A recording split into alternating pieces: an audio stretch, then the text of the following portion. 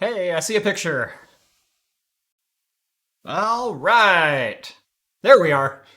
Looking as good as ever. And we are live. Welcome to Talking Heads, episode 133, your once weekly live show for the latest in beer and tech news. I'm Jeff.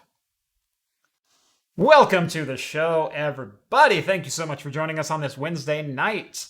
If you have never seen the show before, this is basically 20 minutes of beer news, about an hour plus worth of tech news, about another 20 minutes of games, pop culture, entertainment at the end, or whatever we feel like talking about.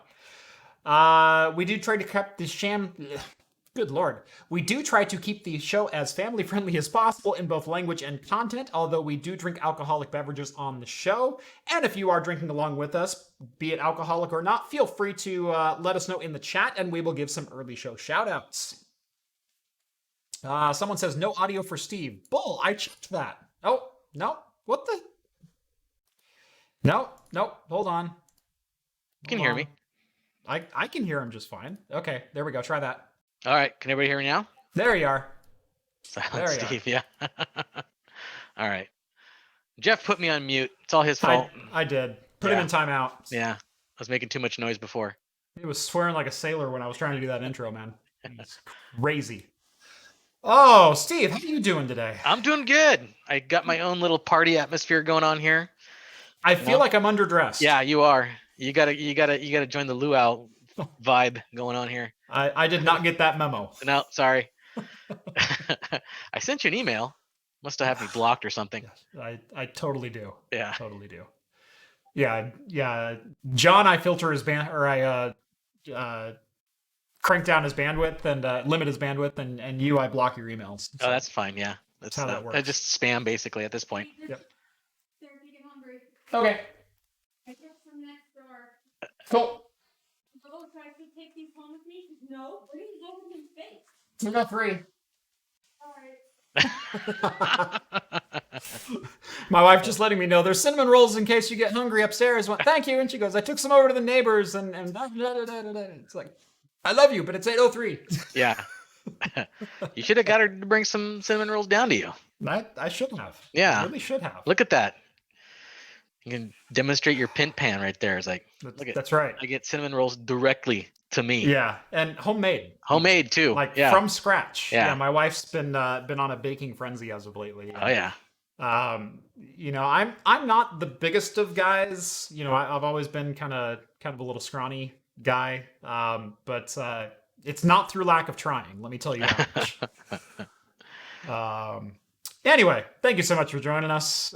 Steve, what are you drinking today? Well, I actually took a special trip to get more beer because I was running low. I had almost nothing. And so I got like one of each of my favorite styles. Mm-hmm. So, of course, I like IPAs. So I got a hazy IPA, which are all the rage right now, as everybody knows. So I got Matchless Apocalypse Fatigue. Apocalypse Fatigue. Ooh, I like that. Yeah, it's got some Mad Max references there. Yeah. It's got the 6 feet, That's awesome.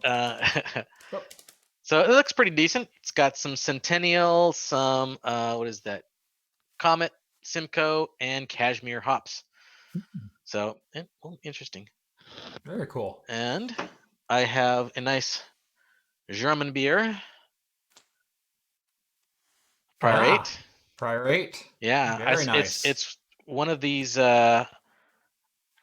Barnabas. Is that how you pronounce it? Barnabas? I don't know how to pronounce it. That's the only one of these guys I've never had before, so I decided to give it a shot. It's a Dubel, which I like Dubels. Yep, I think I've had that one before. I've had just about every single one from them except for that one. It is rare that I drink a beer before Steve. I just want to let everyone know that. So I'm every time it happens, I've got to put one more tally on the wall. And I've had this one before, but I haven't had this year's version of it, and it's a barley wine, and it's Mad River's barley wine ale, John Barleycorn. Nice. So I've had this before. It's very tasty. It's very good. It's also, I think, like it's not super high. It's like 9.2%, so it's a pretty big one. Okay. But yeah, that's what I'm gonna have today. Excellent. All right. I actually haven't even opened my fridge yet. So why don't you go ahead and pour your first beer, and I'll do that. Actually, and then before I do that, I Yeah, just go for it. realized something. I don't have a bottle opener. So I usually have one here, but I don't have one here now. if people I- saw me looking over to my right, it was because I didn't know if I had any glasses downstairs. Oh, we were super prepared. I found a pint over there, so I do mean, have at least one pint glass. I could always like increase my dental bill and just. Yeah, just. Yeah, no, I ain't gonna do that. All right. I'll be right back. Okay. I'm gonna get, and you can. I will keep the show going. Tell you what, All I right. will intro the start to the show. Okay. Yes. Tell them. But I won't open anything until you return. Perfect. I'll be right back. How's that? I'll be like 30 seconds. All right. So let's give some early show shout outs here. By the way, Big Spoon, $1.99, shot time. I don't know that I'm going to take shots today. I haven't been feeling all that great for the last couple of days, and I haven't been sleeping all that well, so I don't think I'm going to take any shots. In fact, I'm probably going to raid the fridge for some of the lower ABV beers that I have today. Just because I'd like to be able to sleep tonight. I know I have a certain reputation around here for, having the liver of Rick Sanchez, but boy, I do have my limits even still. Let's see. I like all the hashtag blame Jeffs going on. Drinking a nice cold Coors Light. That's from Harmon. Michael drinking a Dragon's Milk 2020 Reserve. Nice. Let's see. Emil is drinking a Big Timber Brewing Company IPA Familiar F. Chinatown Underground from Full Circle from Reverend. Skull is having a Deschutes fresh squeezed old fashioned. Excellent. I've had that one. Let's see. Richard, Pipeworks Brewing Lizard King with Mosaic hopped, a Mosaic hopped pale IPA. That sounds good. Mosaic's always tasty. Yeah. And Novella Hub, Summit Brewing Union Series 2019 Imperial Russian Stout 10.5%. Nice. Nice. We're bringing out some heavy hitters tonight. Yeah.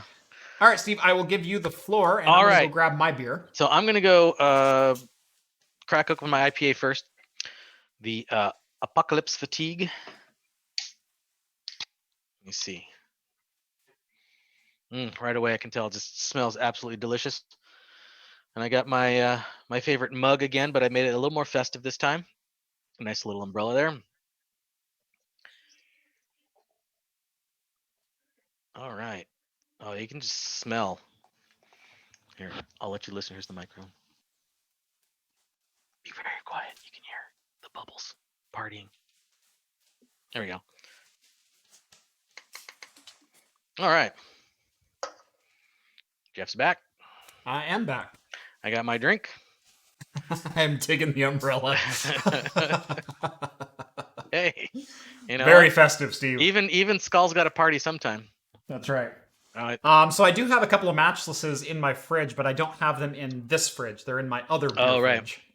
Oh, that one's very good. I'm turning into John. I have an other beer fridge. Yeah. You don't have John's gigantic beer fridge. No, I don't, but it's getting closer every day. The Titanic of beer fridges. This fridge can literally not fit another bottle right now. Oh, it's that Well, packed, it can fit one more because You took one out, right? I took one out, right. So this one is Vinthill Series Vixen Irish Red. Oh, nice. Good Irish Red. From Old Busthead Brewing in Vinthill, Virginia. Mm-hmm. So... my wife, for my birthday, signed me up for a craft beer of the month kind of series, and this is one of the ones that I received from that. So every month I've been receiving a 12-pack with a sampler pack of different beers from around the country. This month I got in this Irish Red, I got a Stout, I got an IPA, and I got a Porter. And so it's like perfect mix, all, what I'm hoping are like good examples of all of this. Vinthill Series Vixen Irish Red Ale from Old Busthead Brewing. Old Busthead. Old Busthead. Old Bust Head. Old Bust Head. Yeah, I know. Right there. There we go. Great focus. Old Bust Head. There's no way to mix that one up at all. Yeah. Old busted, old busted, Old old busted, old bust head, old bust head. Yeah. Smells Mm. very, very malty, which I always like when I crack open a red. Oh yeah. All right.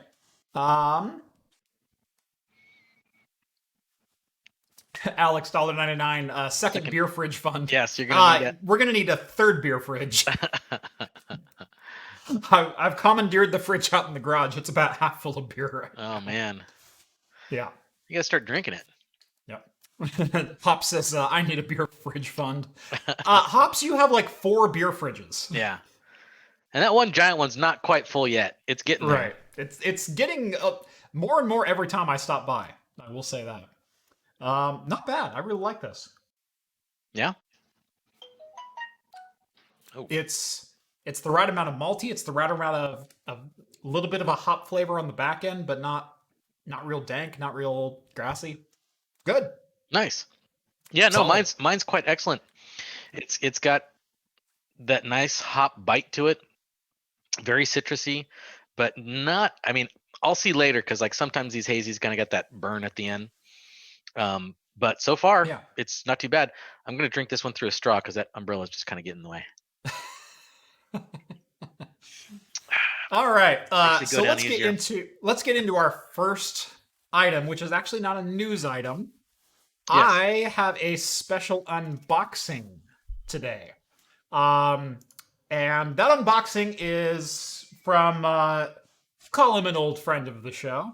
I think he's earned that. Mhm. Or at least he's bought his way back into good graces after the court settlement. Mandated by law, yeah. Yeah, court mandated. Bite My Bits has sent me a care package, and I will be completely honest with you. I have no idea what's inside. Yeah. So you're gonna find out with me what Jason sent me. This may turn into a not so family friendly show. We have no idea. Right. I did let him know it is a family friendly show. He does know the show. He does watch it. So I'm not expecting anything not family friendly. I'm half expecting like a gag gif. I'm also half expecting like a like genuine like here is something really cool that you might like. I have no idea, but the boxes are down here behind me and they're massive. So one of these comes in a Synology NAS box, and the shipping weight on it was 50 pounds. And then the box underneath that is about twice the volume and probably about 2/3 the weight. So he sent me something quite substantial. Yeah. And I have no idea what. But there are instructions on the box in which order to open them in. The stream's going to get a little weird for a second because I need to share my screen with Steve.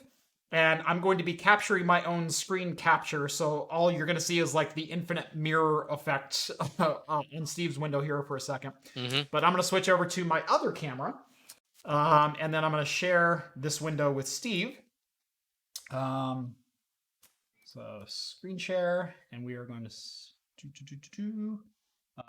window projector preview and share. So, hold on. Steve, do you see? Oh, that works good. Okay, perfect. Yeah. Okay, so Steve, you're actually the Defiant now. You're my desktop background, so okay. That works. Nice. That's perfect. That's right. Absolutely perfect. All right, so let me get into the unboxing. I need to take my headphones off here for a second. So I am completely mute to what Steve is saying.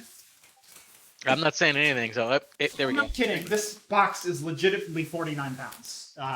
It is a heavy box. All right. So, let's get into this thing.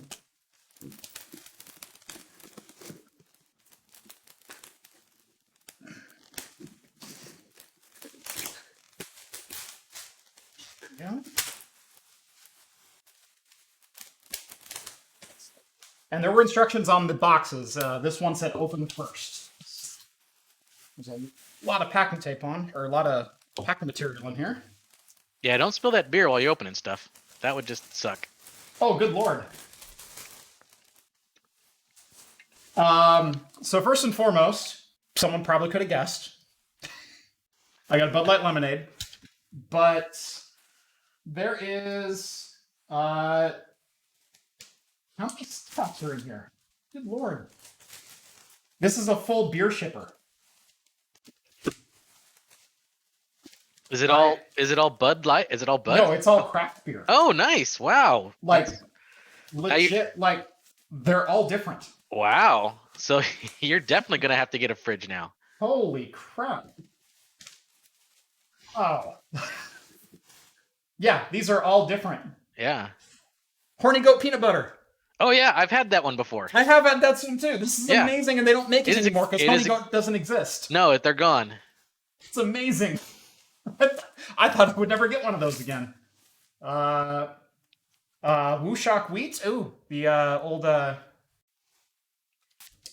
Wichita State. Yeah. Big Tree IPA. Nice. There's some legit good stuff in here. There's a couple of bottles in here. Oh wow, look at that, the wax sealed one. Fancy. Oak and Orchard sour barrel aged in oak barrels with fruit from Epic Brewing. It's a Oh yeah, it's an epic. Okay. dark plum aged in whiskey barrels. Nice. Wow. And then this is their cherry, blackberry, and black currant. Sounds terrible. Yeah. Yeah. We'll give it a shot. Yeah, no doubt. I'm So not against when can we go back into the studio live again? that. Holy crap. Holy crap. I'm gonna have to put up a list of like what all these beers are because there's 1, 2, 3, 4, 5, 6, 7. There's 8 6-packs plus 2 bottles. There's a lot of Wow. beer in this box. Wow. Holy crap, dude. Oh, sorry. Plus 1. Well, you have to drink that one on camera. You know what? I will drink this on camera tonight. After I finish my Irish Red, I will drink a warm Bud Light lemonade. I think Jason has earned that. I actually had the Bud Light lemonade. It's way better than the Bud Light orange. That's why I'm willing to do it. But, yeah. Because I've heard it's better than Bud Yeah, Light orange. It's not great, but it is tolerable. Yeah. All right. There's a second box, so let me put this back down here again.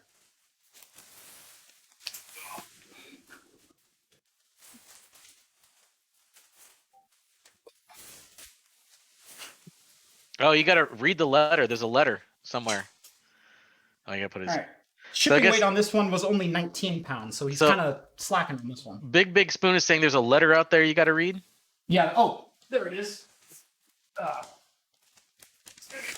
Okay. Dear Craft Computing. I'm happy to see that my settlement checks are going to a good cause. As per our settlement agreement, I have sent you 2 packages filled with all the bottom grade local hipster milk I could find on the clearance shelf at the nearest gas station. Turns out not many people drink this crap, so a few of them may be a little dusty, but I am 80% sure that most of them are COVID-free. As you sip on the fruits of your labor, I want to think about all of the graphics cards I won't be able to purchase now, all of the CPUs I will miss out on, and all of the fuel I won't be able to put in my jet ski. In 5 years, when I am not driving a Lightest Media Group themed Lamborghini, I will think of you. So enjoy your milk and definitely don't choke on it. That would be bad. So bad. Hugs and kisses. Bite my bits. All right.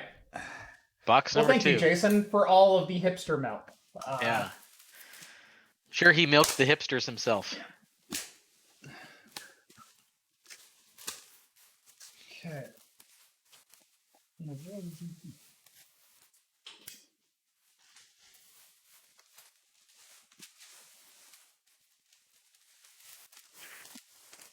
So a box within a box Oh, within a box. it's gonna be the world's worst tequila. It's gonna be Well, it's in tequila. a tequila box. It's gonna be a which- box. It's gonna be a box of tequila and peppermint schnapps, your favorite mixed drink. God.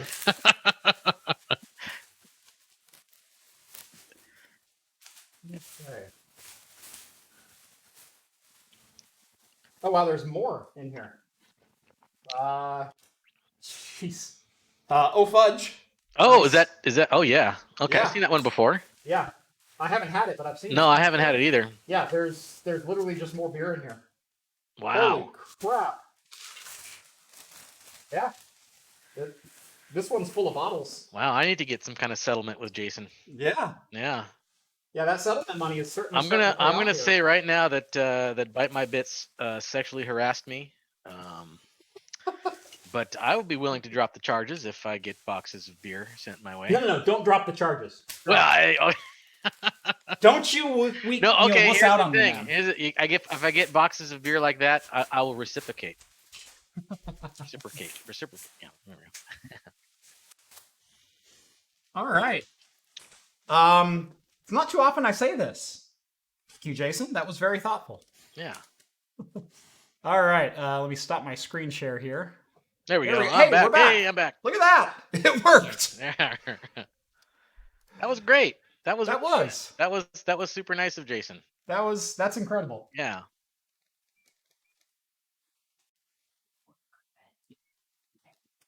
It's the first line I'd like that goes as soon as we can. Gotcha.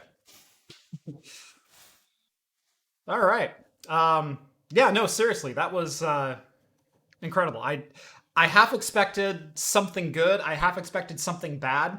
When I got a Synology box that was 50 pounds, I went, did he just like shuck a bunch of hard drives and put them in a box and ship them to me? Because that'd be pretty cool. But yeah, no, I seriously did not expect like 2 complete boxes of beer.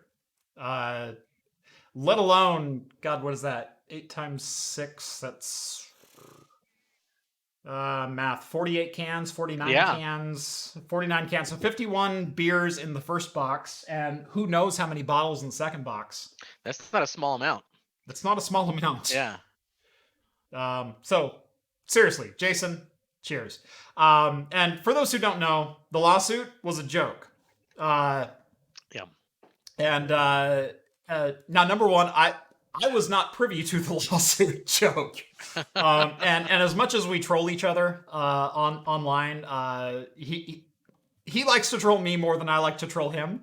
I like to troll him privately or in very subtle ways, and a little bit less public shaming. But off camera, we are legit the best of friends. So but seriously, Jason, I still didn't expect 2 full boxes of beer. Yeah, that's a lot. So you are forgiven for the craft T-shirt, kind of.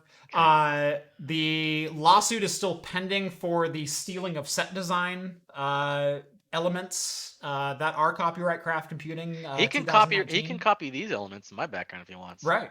I'll send him. Well, that's what he's trying to get away from. No, I think he's gonna get more subscribers with the whole disco look. I believe he's got to go all retro 70s bell bottoms. Got to get the mutton chops, disco lights, roller skates. I picture Jason more like 1982.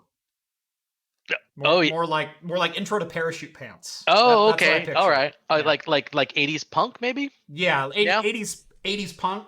Yeah, I don't know. A little bit of that late disco, early metal kind of thing. Yeah. Where they didn't know what they were doing. Yeah, that's what I picture. In-between phase. Yeah, he's got the red leather, but he's also got like the. It's not disco. It's RGB. Yeah, it's got RGB in the back. I RGB'd my room.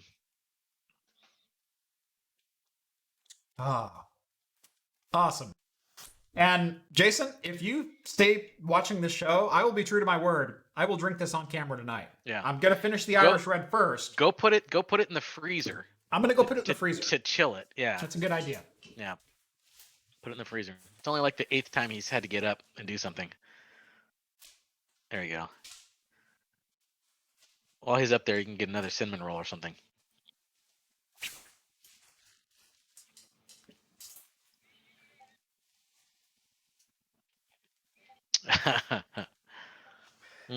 Jason says, haha, my way of appreciating you taking the troll so well. That's $250 worth of random beers. Yeah. I legit, that's $250 worth of beer. Right. Plus another $150 to ship it. Well, it's probably one of the best tax write-offs he's ever had, so. I guarantee. It's a business expense, right? You know what's really fun about having a YouTube channel where you drink beer?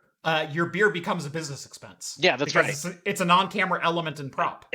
All you have to do is eat all your meals in front of the camera, and then it's Yeah. a business expense. Literally everything is a business expense. Just keep the camera on you 24/7, and everything you do in front of that camera, business expense. Not even then, because I do beer reviews as part of my channel. Yeah. And so I can drink beer and call it research. You can also your liquor too, because you do cocktails as well. Yeah. And so that's part of it. Every single thing that has ABV in it, I have written off since the beginning of this year. As of January 1st, 2020, I'm writing off all alcohol expenses because, legit, I do use a lot of this on camera. Less so the liquor, but I actually want to get into doing maybe some cocktail like recipes or kind of something like that, at the end of videos as well. Yeah. So yeah, Jason says $167 shipping. Wow. I nailed it. Yeah. I nailed it. Well, I know what it we kept wanting to send Claw some beers too, but every time we priced it out, it was ridiculous to ship that amount of beer to Norway. Right. And it ended up being more money to ship it than the beer cost. So. And yeah, Jason says this is going down as advertising to Uncle Sam. As well it should. I gave you a shout out on channel. This is basically like a sponsorship. So Novella Hub's asking if I'm growing my hair out to John's length. No. It's just I can't get a haircut. That's the only reason I can't get a haircut. I got a haircut literally the last day possible. I got a haircut the day before they closed all the barbers in Oregon. No, I was like a month and a half prior to getting a haircut before they closed everything down. So I was already getting shaggy. I got a haircut on March 12th, and I'm already starting to get shaggier than I like to be. It's starting to hit my ears, and it's starting to curl on the sides there. And that's the point when it's okay, I need to go get a haircut.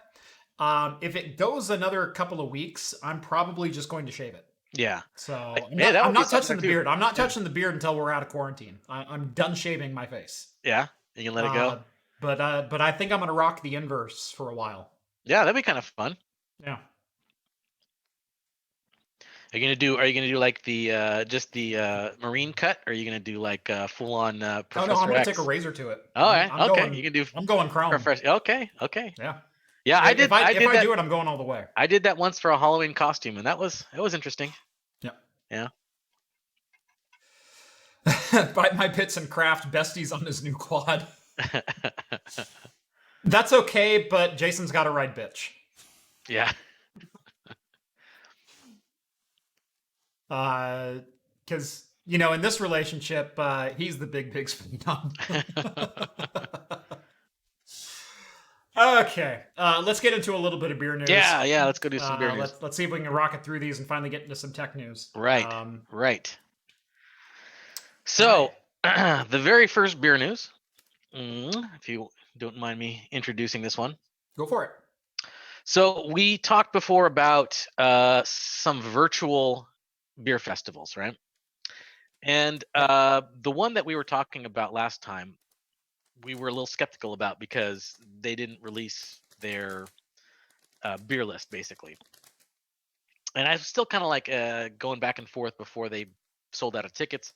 Should I do it? Should I not do it? And I ultimately did not do it. And I think John ultimately did not do it either. Yeah. And so kind of a good thing, because the beer selection that they had ended up not being very impressive. It was pretty lackluster.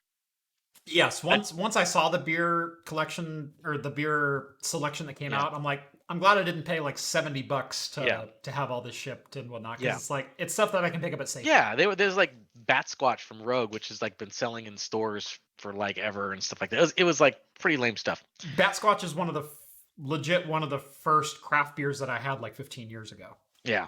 So it's nothing new. It's not. It's been around for a long time. It's it wasn't Rogue Dead Guy, but it was the next standard that they have. And so that was a lot of what was coming out. It wasn't Deschutes Black Butte Porter, but it was their Obsidian Stout. Yeah. So there's another virtual brew festival that's coming out, and it's from one of our favorite apps that we like to use, Untappd. So Untappd. Yes, Untappd is they're making a virtual beer festival 2020. This one is got a better beer selection. They're being very upfront about what their beer selection is, but it's a lot more expensive. It is, I think, $90. Yeah. And But because of the beer selection and because we know how much it costs to ship beer, that much, yeah. it's actually not a Not terrible that bad. deal once you price it out. Yeah, it comes down to about $10 a beer, but when you include that with shipping, that's not too bad because you get some additional things with it. Of course, you get access to their stream, which gives you panels you can go listen to and talk. Zoom panels just like this right here. It's also goes to charity. It goes to the Restaurant Strong Fund, which is supposed to help, the out of week restaurateurs who are out during this lockdown. And it's open to just about every single state in the United States, pretty much. So they'll ship everywhere. Yep. And they have a good variety. They got lagers, they got Northeast IPAs, they got IPAs, they got Imperials IPAs, they got stouts, Imperial stouts. In fact, there's one by Decadent, banana and macadamia fudge cake. That sounds actually good. I might even just pick that up for that one. Yeah. So, I mean, it is a little expensive, but it looks like they got an actual decent beer selection this time. And they're starting it, I believe, on June 13th and June 14th. They're doing 2 days. So yeah, check it out. See if you want to do it. I don't know if I'll do it either. It's a bit steep, but maybe I'll split it with John or something like that. Right. We can do it together. Yeah, it's certainly not the most unique collection of beers that's out there, but at the same time, it's not a bad selection, especially if you haven't been able to get out and buy beer lately. Right. Especially if you're people like us who love to buy, rather than a 6 or a 12 pack of one brewery, get a dozen bottles from a dozen different breweries. Yeah. Because that's how I buy beer. I go and I buy a bomber or a 16 ounce of whatever beer looks good, and then I do that 12 times. Yeah, Yeah, no, look, they had Pseudo Sue in there, which I mean is a good hazy, but that stuff's that's pretty much prevalent everywhere now. Yeah. I mean, it used to be a super special beer, kind of still is, but kind of still is. Kind of still is. I've even seen it in a couple of the specialty shops around here. Yes, so it is starting to come out this way. Yeah, I've seen it at John's Marketplace. Yeah. So yeah. Yeah, Capital Market had some not long ago as well. Did they? Okay. Yep. Two best beer stores in Oregon. Yeah, I know. It's like, well, that's where I went. I went to John's Marketplace this last weekend, and I had because I like. Sorry. So we're talking about beer shipping in there, and I did ship a couple of bottles of wine allegedly. Last week, and it cost me $30 to ship 2 bottles. Oh wow. It was quite expensive for the weight.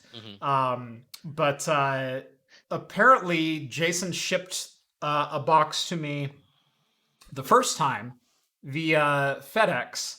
And he shipped it in the tequila box. And apparently FedEx, it got halfway there, and FedEx went, no, you can't ship alcohol. And so they sent it back. So we had to put it inside another box and then ship it via UPS because FedEx wouldn't take it. That's funny. I've received a good number of beer shipments over the last couple of years that I've been doing this, and I've heard stories of people who had no problem whatsoever, and I've also heard stories about people who there was one guy, I forget who it was, there was one of my Michigan followers who was going around to different stores trying to get beer shipped out to me, and by the time he hit the third store, someone at that third store called every shipping center around them and told them someone is coming, he looks like this, and he's trying to ship a box full of beer, deny it. And so he's literally been blacklisted from trying to ship anything out of his state because he tried to send me beer. So now he can't ship anything out anymore. Right. He's gonna try shipping his nieces and nephews some toys, and then be like, I think this is beer. This it's like, guy. No, it's a teddy bear, I swear. But anyway, so Bite My Bits went to UPS, and they asked him to declare what was in it, and he goes, it's full of olive oil. That's awesome. It's full of the olive oil. It's olive oil. Yeah. I usually tell them it's yeast samples in suspension. Yeah, there you go. Yeah. It's Schrodinger's brew. It may be beer. I don't know. Yeah. You got to open it till you don't know till you open it. That's right.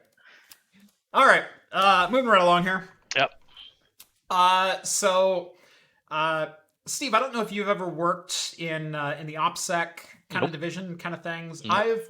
I've dabbled very lightly in it, Mm-hmm. in a little bit of like white hat espionage Yep. kind of thing, where I need to track someone for a company that says this, we have an employee who's stealing from us or this or that, and can you track their location? Yeah. Can you, what are they getting access to? How are they doing it, etc. Right. And I've had to work with law enforcement on a couple different issues as well, without going into very many details. But there's an interesting new concept that's come around, and this has been something that's been around, since the beginning of hacking, Mm-hmm. and that's the idea of, number one, social engineering, but number two, using the information that people make publicly available to track other elements that wouldn't ordinarily be visible to the public. Right.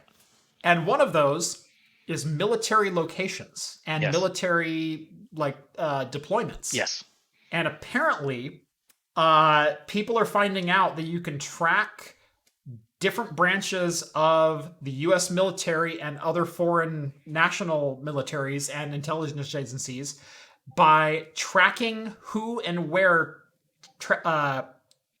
scans things in on Untappd. Yes, they're using Untappd to track military people. So Yeah. they're warning them not to use Untappd anymore. Right. Because they're even though that Untappd, you have to voluntarily tell them where your location is, they're voluntarily giving it up. And because there's the picture feature, they're taking pictures of their beer, which typically is just on a table or something like that. Mm-hmm. But there's also stuff in the background, like they can see vehicles in the background. They can, I think at one point they saw like actual documents, top secret documents that were taken with their beer. And I'm like, no, you can't do that. Stop it. You can't do that. Enjoying this wonderful stout right now. it's like, Double look at stamp this. top secret. I'm drinking top secret, the top secret IPA. Look at this. But no, this has been a real thing for a number of years. I mean, as long as there's been, we'll just call it social media. Yeah. There has been people using social media not just to track the people, but to track organizations and the flow of information. Because people in their professional sense might be very, very security conscious, whereas in their private sense, they may let it go lax a little bit. Yeah. And there's all kinds of things in here. There's examples in here of unique visitors seen in Europe, North America, and the Middle East. The military can be found in locations as varied as Greenland and and South Korea, and they can track those people who they know have basically taken pictures or uploaded information that identify them as military personnel, and all of a sudden this person has moved from Greenland to South Korea. And then that person all of a sudden is like logging in once in like the middle of Pakistan or something like that. And they go, they have a base right here. Are they can track deployments? It's like, okay, there's a Right. deployment going on over here because he used to be over here, but now he's over there. Yeah. So yeah, it's a very interesting article. I mean, we won't go into it now, but it's kind of a fascinating thing, and you can read just about all these different slip ups that people have done, and how you can track glean all kinds of different information from just the beer that you're checking in. It's pretty neat and pretty scary at the same time. I mean, I'm just enjoying a beer, and then all of a sudden I'm like, gonna get bombed by a drone.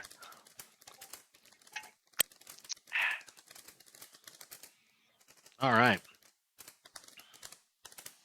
Need some clickbaity thumbnails. Yep. And last but not least, Natty Light is giving you free beer for life if you simply file your taxes. Oh no, not for life. I think you're right. That not for life. Oh, just giving you free beer if you file. File your taxes. So I don't know why I put in for life there. That would be a dumb, because everybody has to file their taxes. They'd be giving everybody free beer for life. I literally just read the title, and for some reason, the if you spun around in my brain to for life. Who knows? Yeah, but Craft Computing said I was for life. Yeah. No, they're Craft Computing makes no claims on behalf of Natty Light or the organizations there too. So yeah, basically, because of the extension and everything like that. They're doing a promotion through TaxAct, which is a online tax preparing service.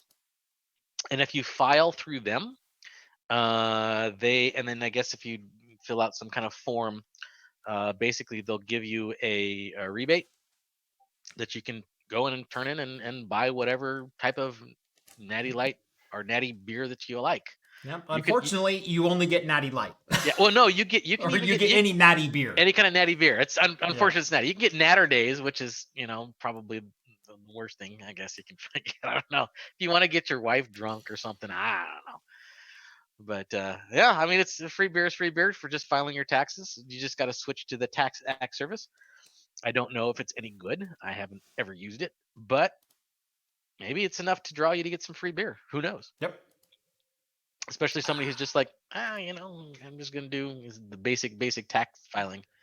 Yeah. And then I can get some free beer. I think I'm still gonna pass. I am too. But I thought it was an interesting way of getting people to use your service. It's like, well, we'll give you free beer. Right. I would have chose better beer to offer first, but yeah. I mean, you've got the whole Anheuser-Busch catalog available to you. Why did you pick Natter Day? Yeah, I don't think there's too many frat boys that are filing their taxes or pay attention to filing their taxes, but yeah. Yep. Man, drinking a beer with a straw, it kind of goes faster. Yeah, I drink it faster this way. Yep. Well, I'm almost done with mine. You're almost done with. Okay, then it's not. We're on pace here. Remember, it's already 8:40. Which, by the way, I think this is the longest we've ever taken to get to tech news. But right, we did have the unboxing. Yeah. But here is tech news. Actually, I wanted to talk one more beer thing, and we didn't put it in. Oh, what was that? That was the USA Today article, the op-ed piece about should we re-explore prohibition laws. Oh, right. Yeah, I kind of skimmed through that one. Mm-hmm. I don't know if there's anything of note that you really want to talk about, or if you want to talk about on the back end. I think the biggest the reason I bring it back up is because all of a sudden in chat we got a whole bunch of like, how do you ship beer? Oh, right. Because it's illegal to ship beer. Yeah, I know, and that's ridiculous. That shouldn't be. Right. And it's one of those old prohibition laws. Is like, why can't we? Right. So USA Today posted an op-ed article that says prohibition was 100 years ago.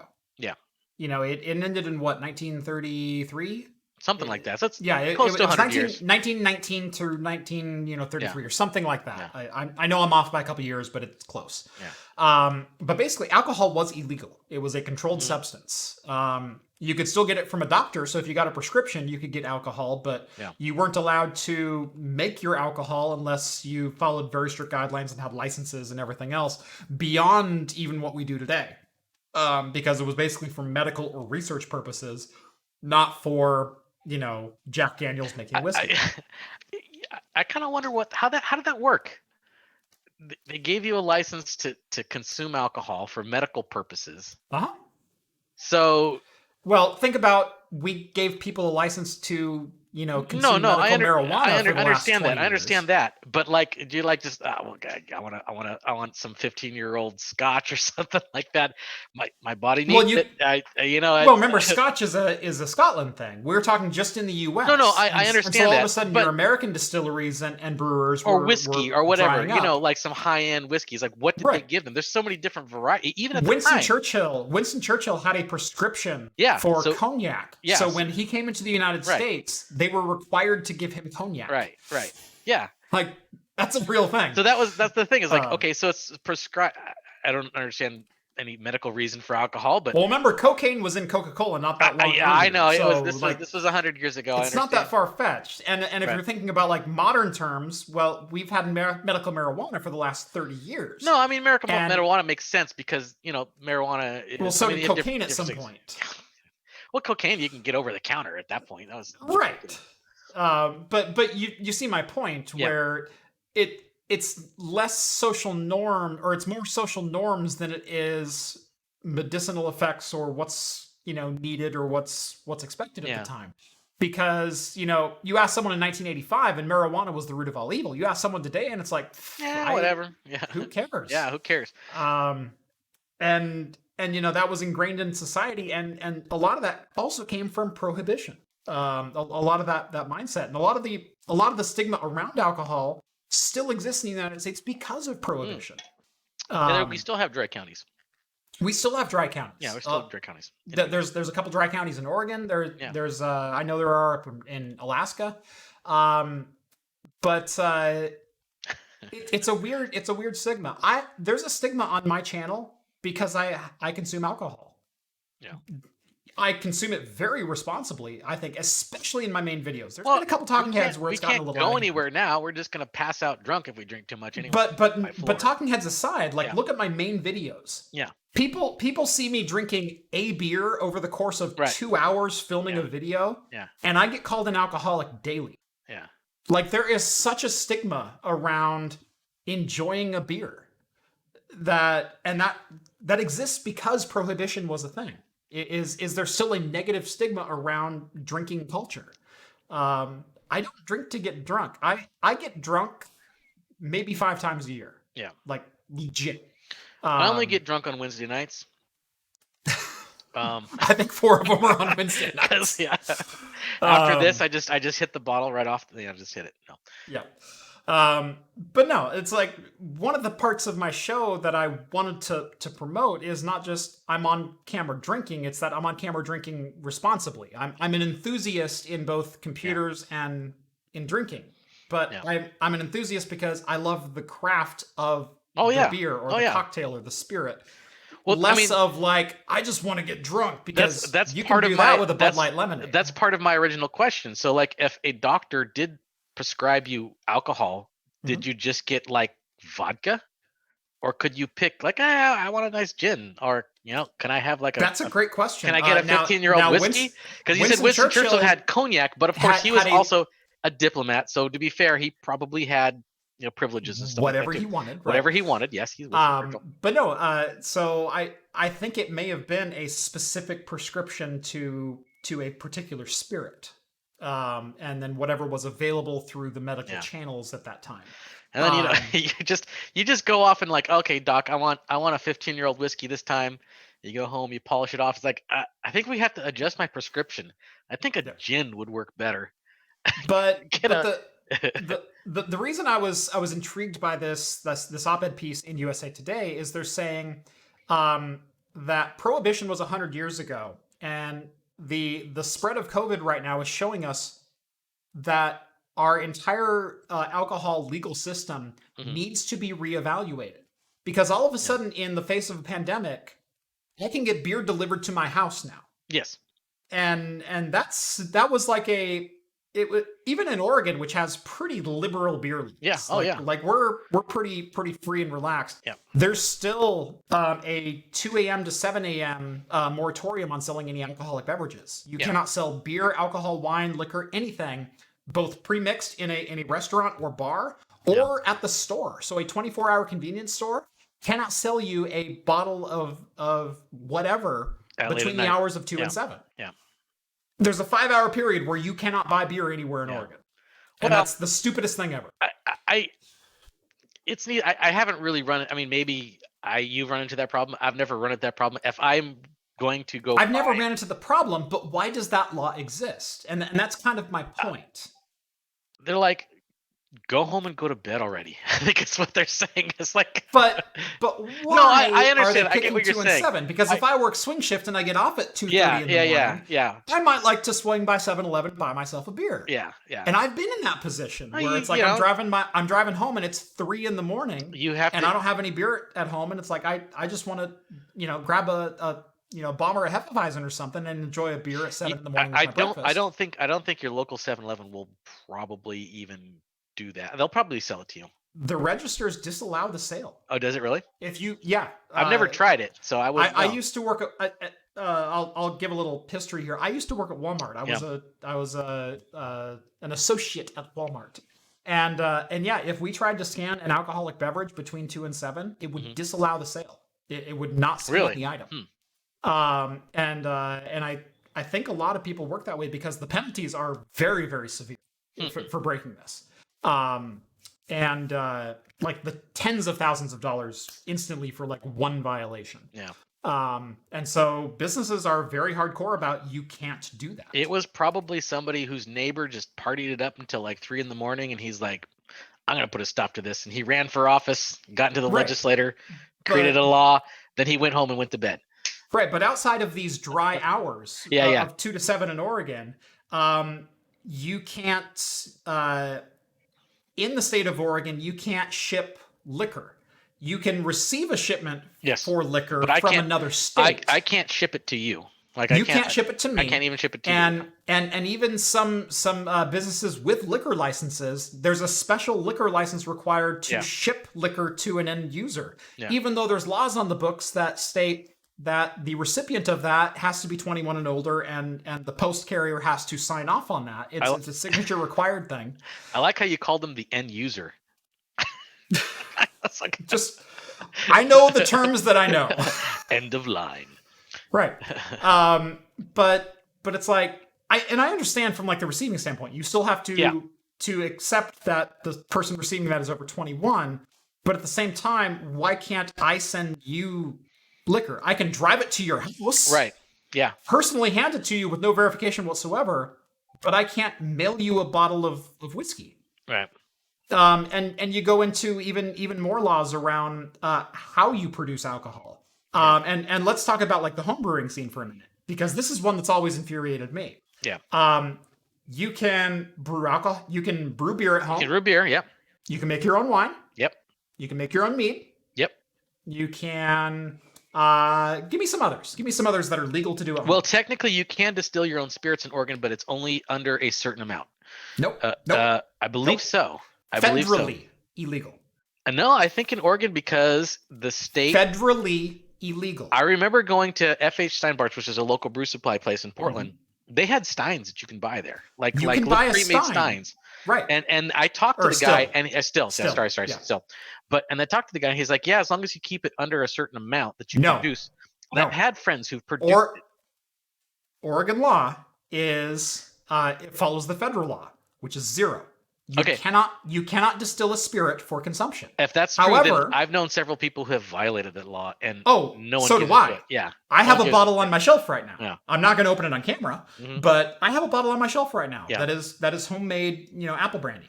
And I know a guy who distills his own whiskey. But the thing is, the only thing that distinguishes a spirit from a beer is that you're distilling it. During the brewing process, you're still boiling to condense down your alcohol level. It's just I can't capture the steam and call that my drink. Yeah. Well, there's other methodologies of actually distilling liquor. You can do the ice method where you put it in the freezer. Freeze distillation. That's federally illegal. Well, how are they going to enforce that, though? There's no way they can enforce that. They can't enforce it. Everybody's got a freezer in their house. Unless technically, if I take a bottle of vodka and I put it in my freezer, and I've got a freezer that can go down to -30, so I can freeze the remaining water out of solution, and I've made a stronger vodka, I have broken federal law. Well, that doesn't. If I consume it at that level, federal law and state law is like state laws, as long as it doesn't. But the distillation law in states follows the federal law because they get tax money based on the fact that they follow that distillation law. They do. But why are we making a distinction that you can do all of these other things to make all your own alcohol, but all of a sudden if you distill it, you're violating federal law? Well, all you have to do now is say you're making it for hand sanitizer, and they'll allow it. Right, and the thing is, you can buy a distiller because you can distill your own essential oils. You can make hand sanitizer. You just can't consume the end product. Yeah, that's the law. You can't consume a distilled product that you produced yourself. However, if I use distillation in a beer making process and then I include it in the beer, that's totally legal. Yeah, and so it's like this whole. Like, why does this law exist and why is it enforced and where did it come from? It comes from prohibition. And this op-ed piece was really interesting because it kind of the whole COVID situation brings to light how asinine some of these laws are for this whole process, because they've disallowed certain elements of, the alcohol making process without special licensure when there's legit no reason for it. Yeah. There's absolutely no reason in the world I shouldn't be able to distill a whiskey in my kitchen. Mm-hmm. But it's against the law. Yeah. But I can make a beer, I can make a mead, I can make a wine, I can fortify my wine, I can barrel age my beers, I can take a pre-made distilled whiskey and add it to my beer, and you can do whatever you want. That's all 100% legal. Yeah. But the second I light a fire under it and I capture the distillate, yeah, I have violated federal law unless I have a license. Yeah. Well, I mean, there are ways you can probably screw up with distilling and totally botch it and make some poison. Scott points out you need a federal permit to distill. And again, that is a federal regulation because the FDA and ATF, alcohol, tobacco, firearm, they have federal jurisdiction over the production of alcohol. And so that goes above and beyond what the states can control, because there are some things the feds can control, there are other things that the states can control. Alcohol is a federally regulated supply. And so Oregon can't make special laws that say, yes, you can distill your own liquor beyond, under a certain amount, or you can only do this. You can.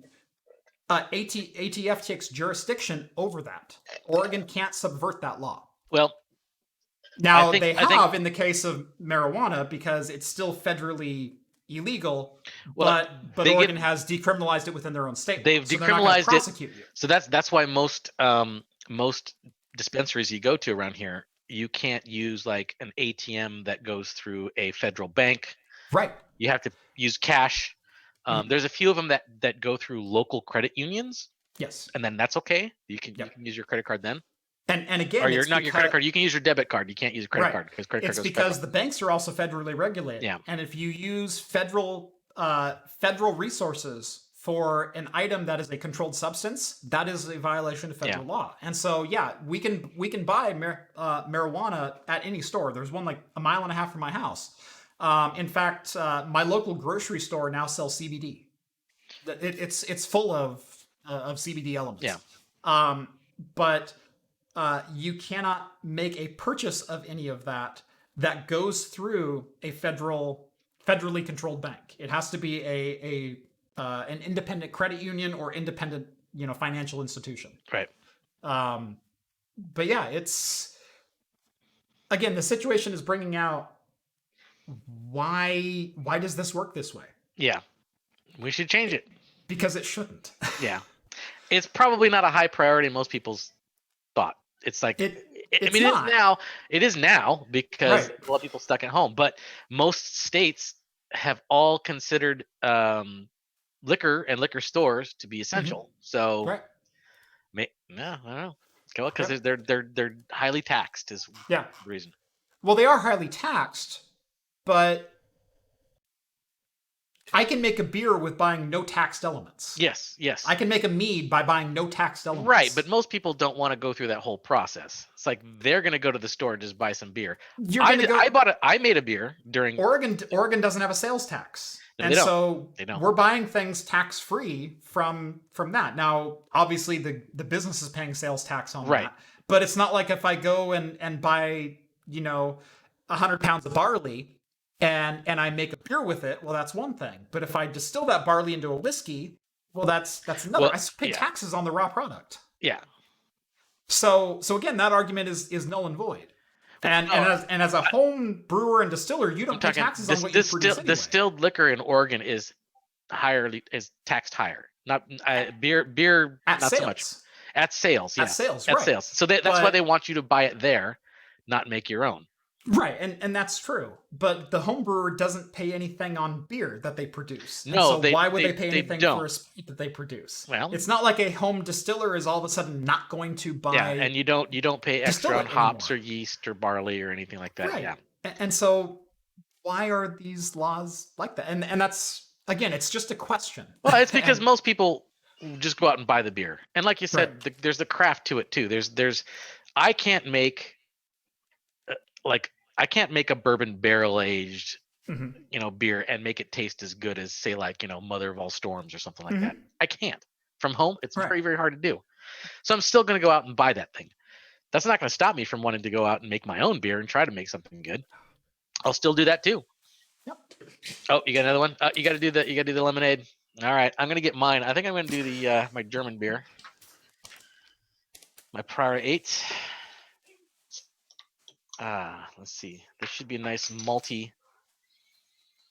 Oh yeah, German beer. Looks delicious. Smells super malty. Very, very carbonated. I'm gonna let that go down. All right, it's Bud Light lemonade time. Bud Light lemonade time. I'm afraid to make myself go full screen in this one. I hate this picture. So there we go. Anyway, we do have a couple super chats. Mikey Boo, $2 Canadian, wondering if I can ship beer from Canada. We have received international beer shipments allegedly. Yes, allegedly. I cannot tell you how. I cannot tell you in what method, because that's also federally illegal. It's illegal in your country. It's illegal in my country. Yeah. But it's been done. That's all I can say. Yeah. So yeah. And I think Canada's one of the harder ones to get out of. It is. It is. Yeah. Because I've had a number of people. Now you can use shipping agents, so you can find someone who travels to the U.S. and then can ship out of the U.S. to someone else in the U.S. I've done that with a couple of people in Canada before. You just got to get somebody who's like close to Buffalo or something, just a little north of Buffalo, New York, or something like that. Because that's Buffalo, Spokane. Yeah, some people that are close to the border, they can just drive over and then ship it from the U.S. to you. Yep. Exactly. Not that it's legal, but not that it's legal, but it's a little bit easier at that point. Yeah, because they don't. It's less illegal. Less illegal, yeah. How's that? Slightly less illegal. Yes.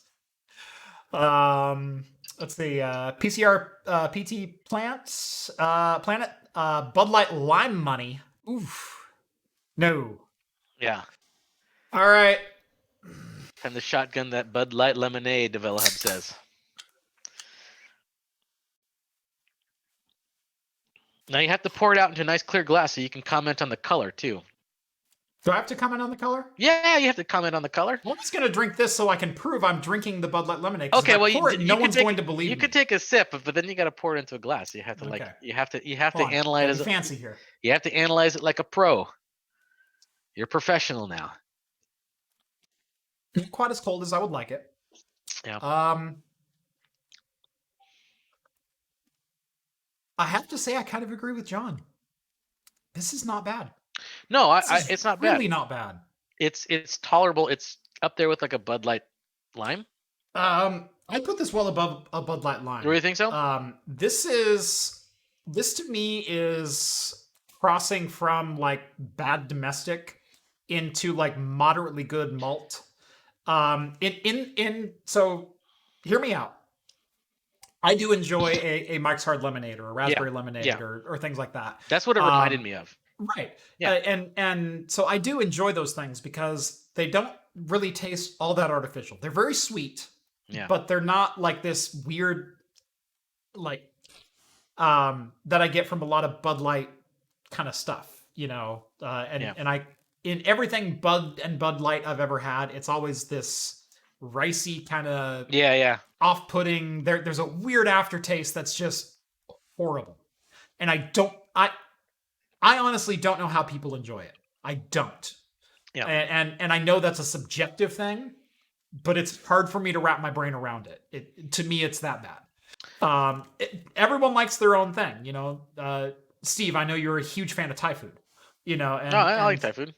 Right. Yeah. And I'm not the biggest fan of Thai food or curry or, you go down the list of things that are sushi. You go down this and that of things that are very polarizing of like, how do you eat that? And you're like, this is my favorite thing ever. Taste is very subjective. Yeah. To me, a Bud Light is one of the, like, I don't dislike the very front of the flavor. I don't dislike it. Mm-hmm. It's very lemony. Yes. I'm not talking about the lemonade. I'm talking about like Bud Light in general. Oh, just Bud Light in general. I don't dislike like the first second that it's in my mouth. But the longer it's there, the worse it gets. And then it is such an off-putting aftertaste. Yeah. I cannot fathom how people enjoy it. That's how much I dislike it. That's why they started putting fruit flavors in it. Right. Yeah.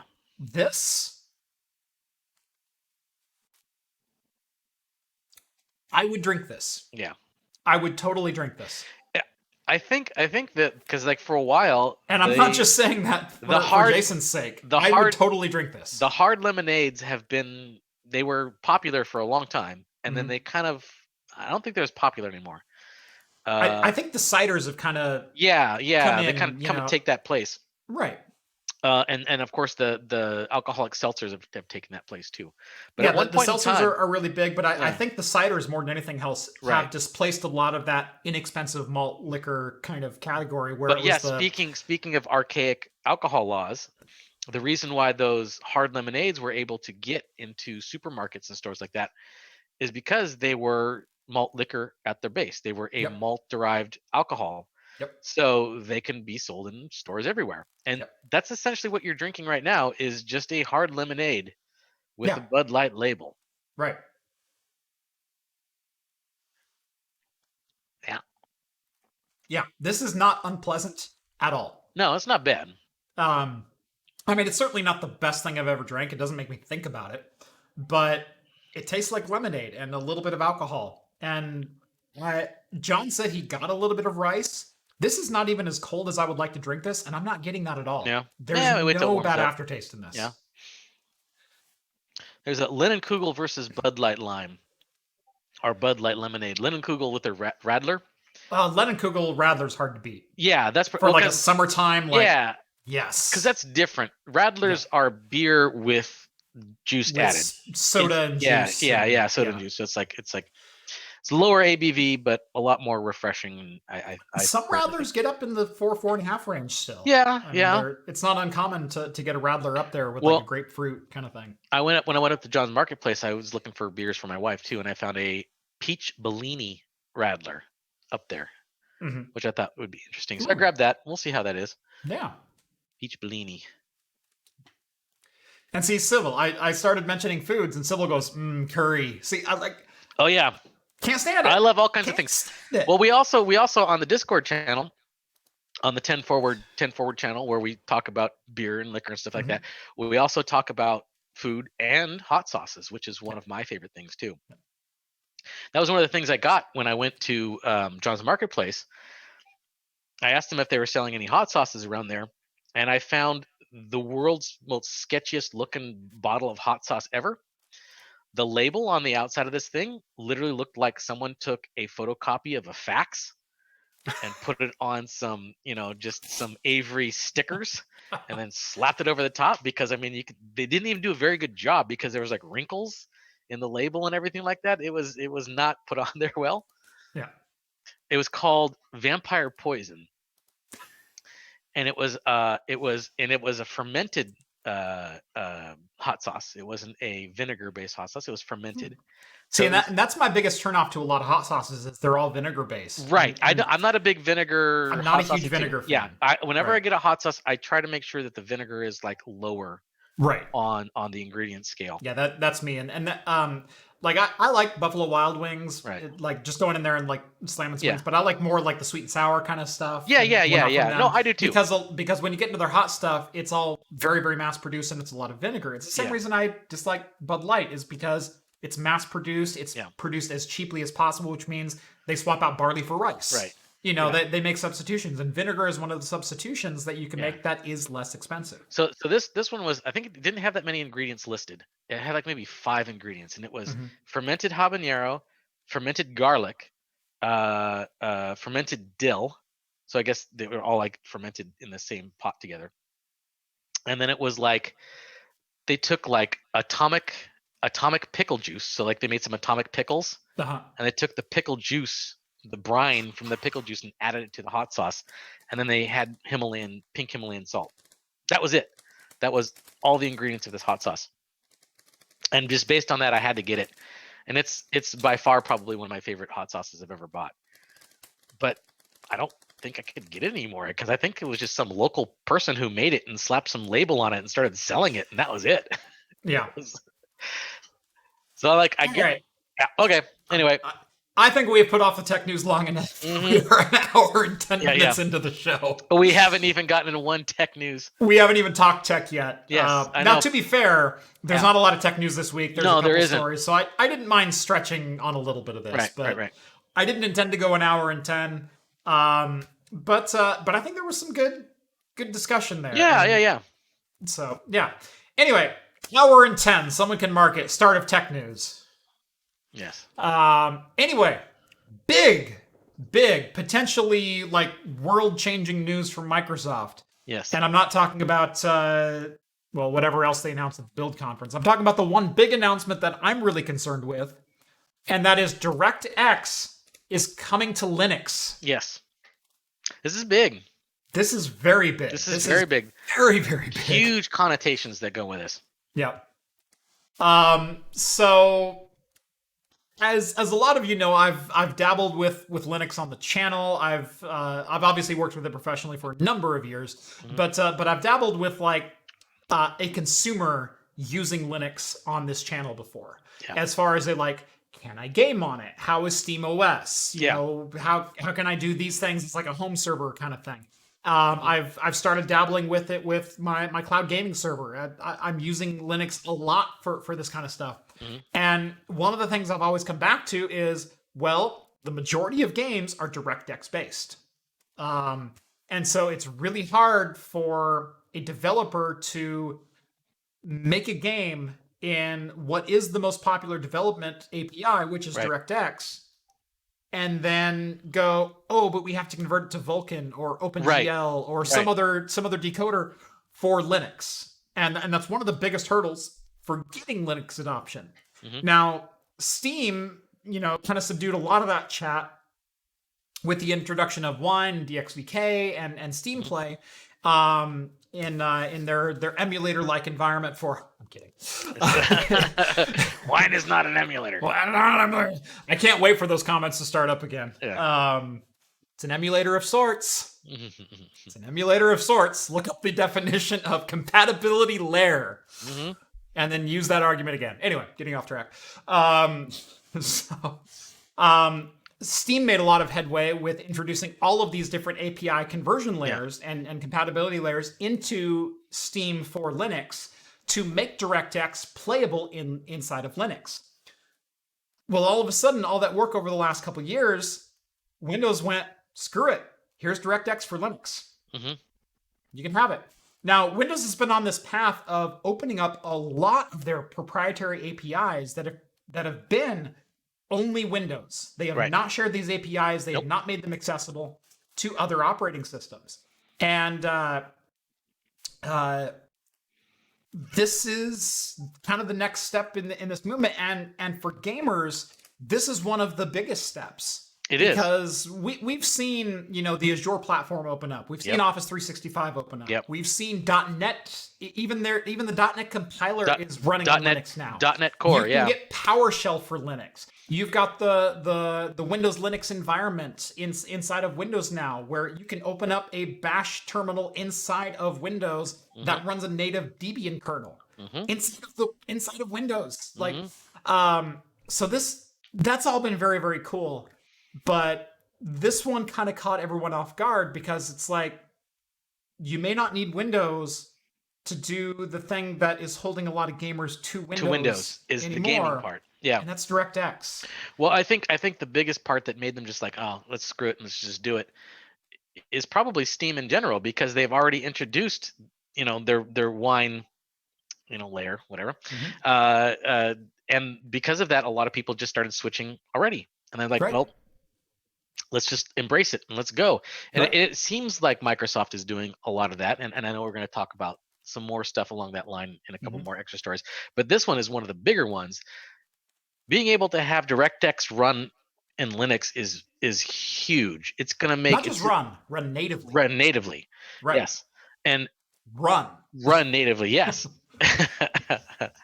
So there's a difference between running and running well, and there's a difference between making it work and it actually being designed to work. We still haven't seen it actually run, so we don't know if it runs well yet. We're assuming that it does. This is one of those things I'm going to take Microsoft at their word, because in all of the things that they've released for Linux and integrated Linux with, they have given me no reason to doubt it will work at native levels. Yeah. Take their Azure platform, take their .NET compiler. Yeah. it's the raw source for .NET. Yeah. And it works 100% natively. Yeah. And there's really been no hiccups as far as that goes. There were a couple like, oh, you didn't quite do this right. Oh, let's fix it. Well, Done. it seems to be that Microsoft is pivoting at this point, because you can't imagine that their OS is their main driver for income anymore. It can't be.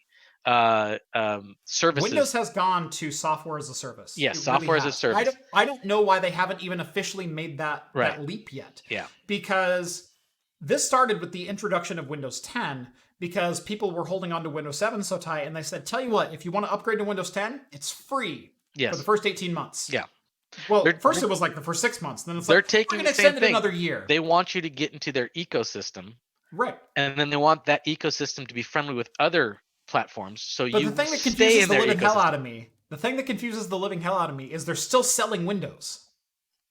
Just rip the Band-Aid off and say Windows 10 is free now. I think do it. I think there's still enough market out there for that to happen. Because people, I mean, there's people who think there is. Yes, I think there is.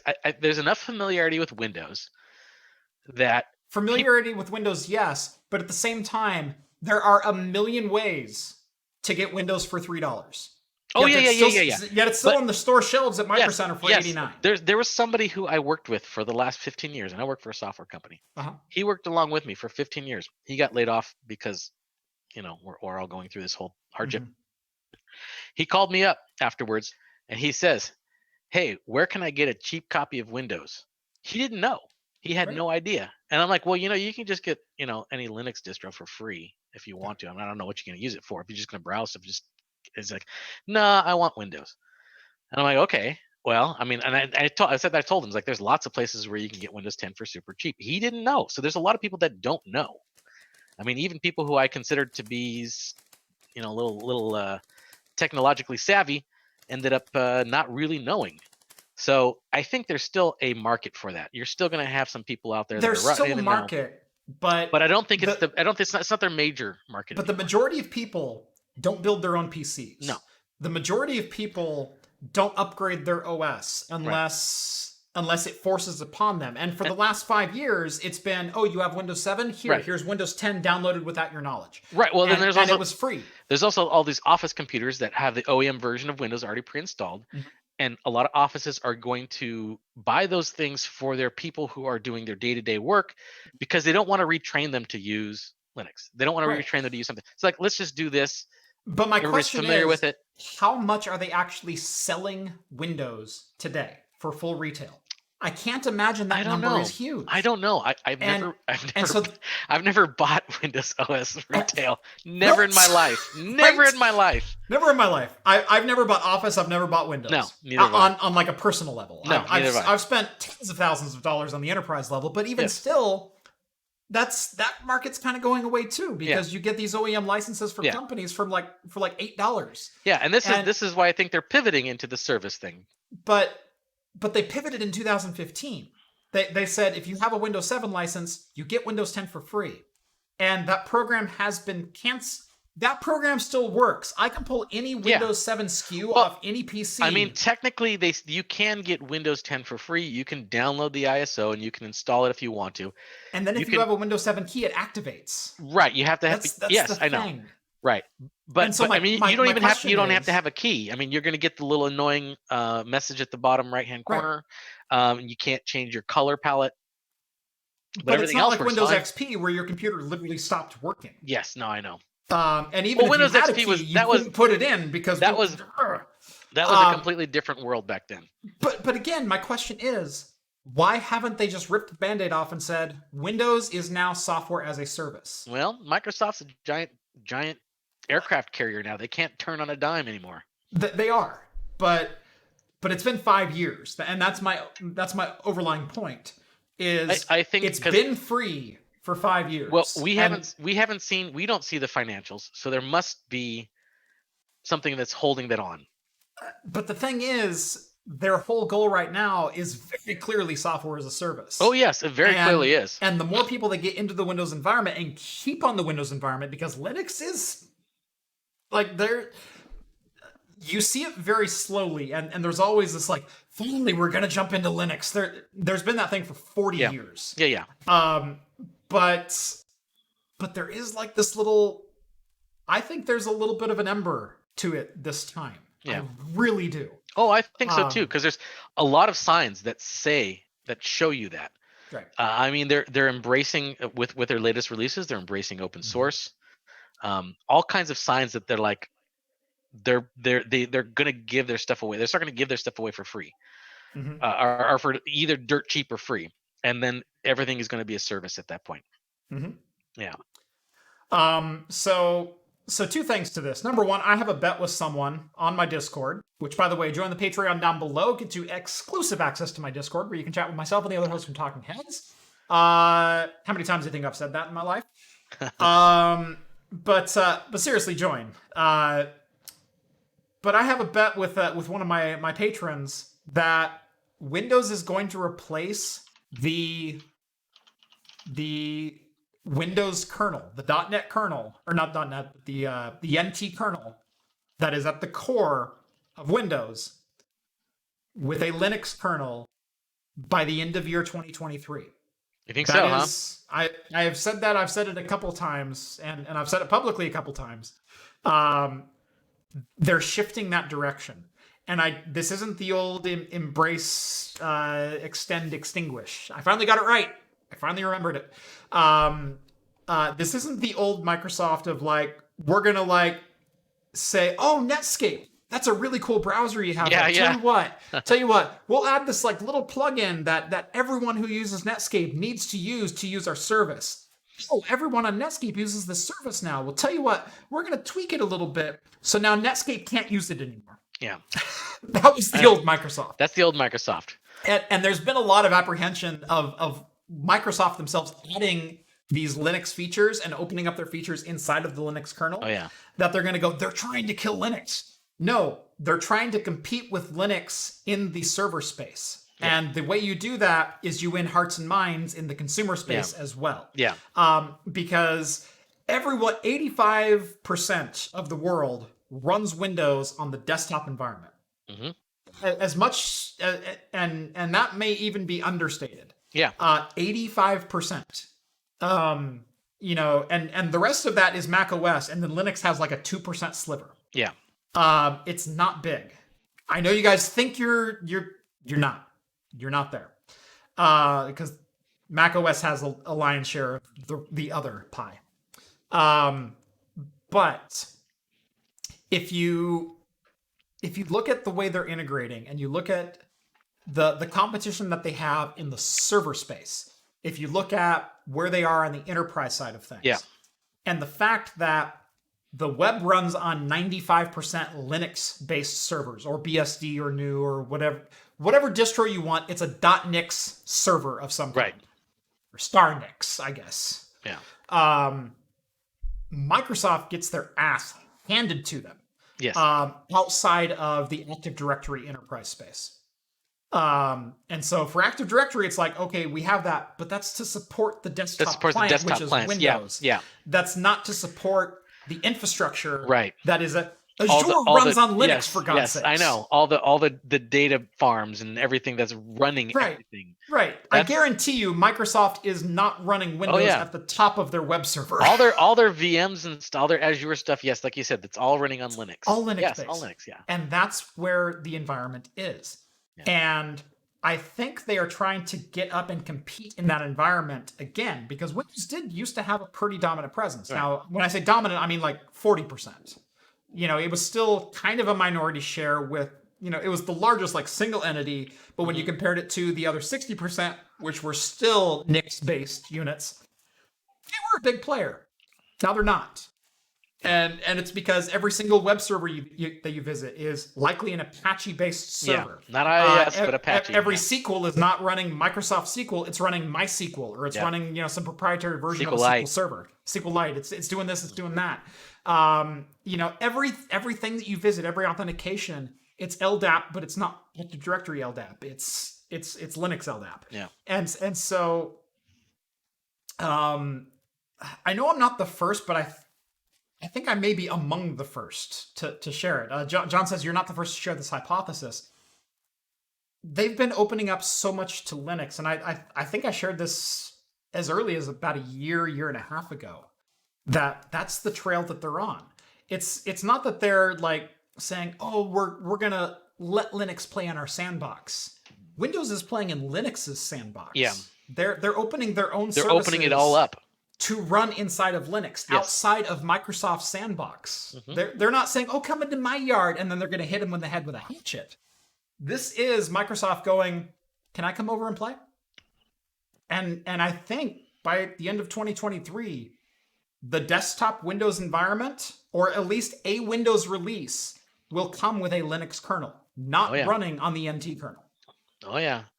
I'm currently going through all the .NET Core, all the new releases of .NET Core, because I know that's where development's going right now. Yep.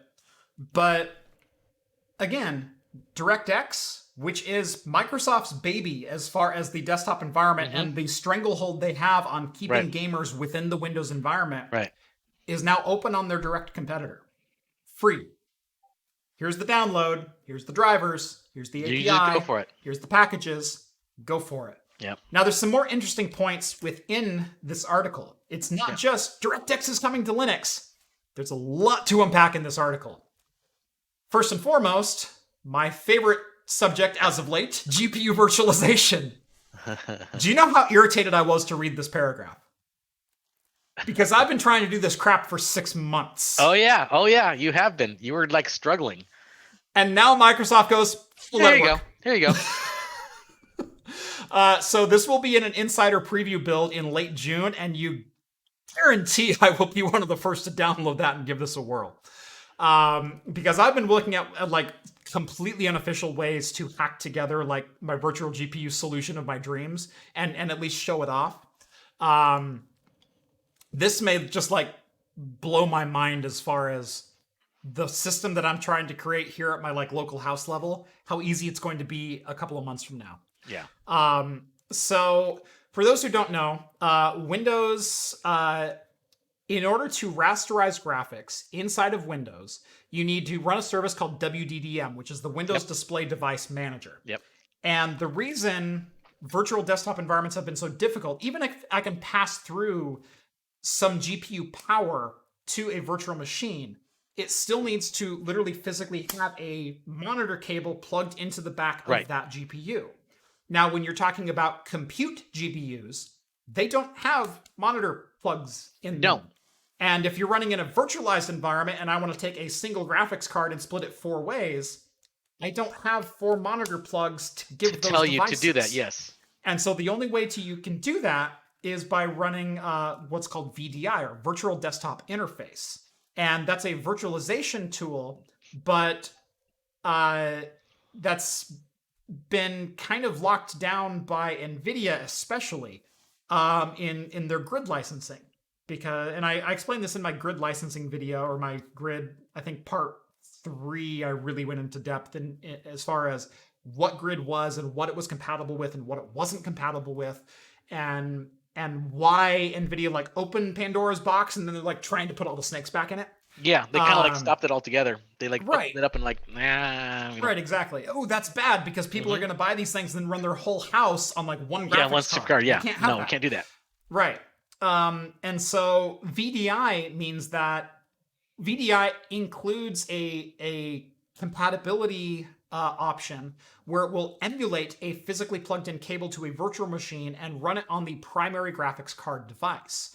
Now, even if you pass through a Grid K2 to a virtual machine, like I passed through the GPU, it's got all the cords, it's got all the CUDA, it's got NVENC, it's got all the memory, it's got all the everything. It's physically passed through.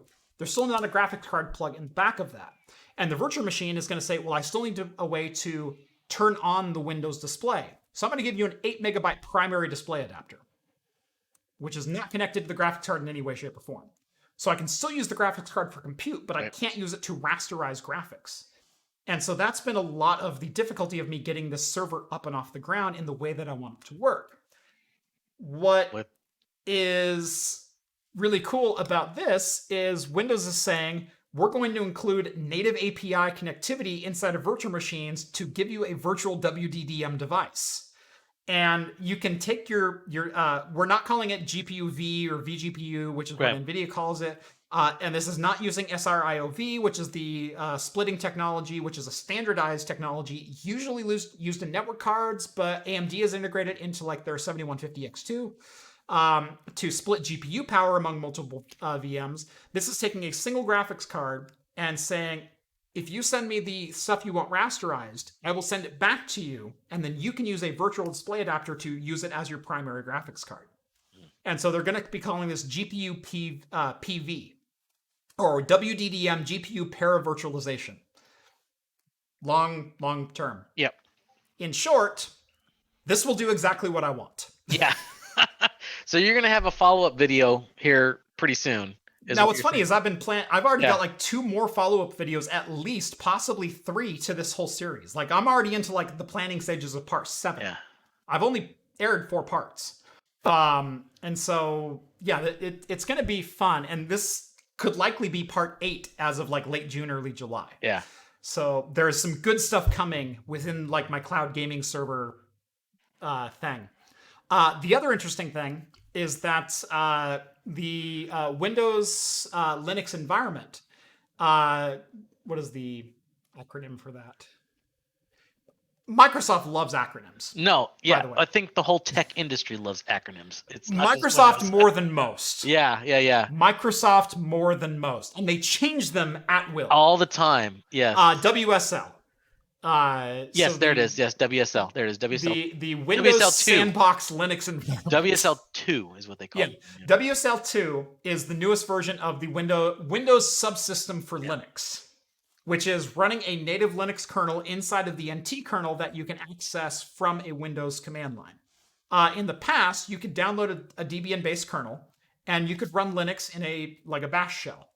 As of WSL2, they're looking at taking your physical graphics card and using that for both your host OS, which is Windows, as well as passing that through to WSL with no latency and no performance hit, and allowing you to run graphical applications through WSL2.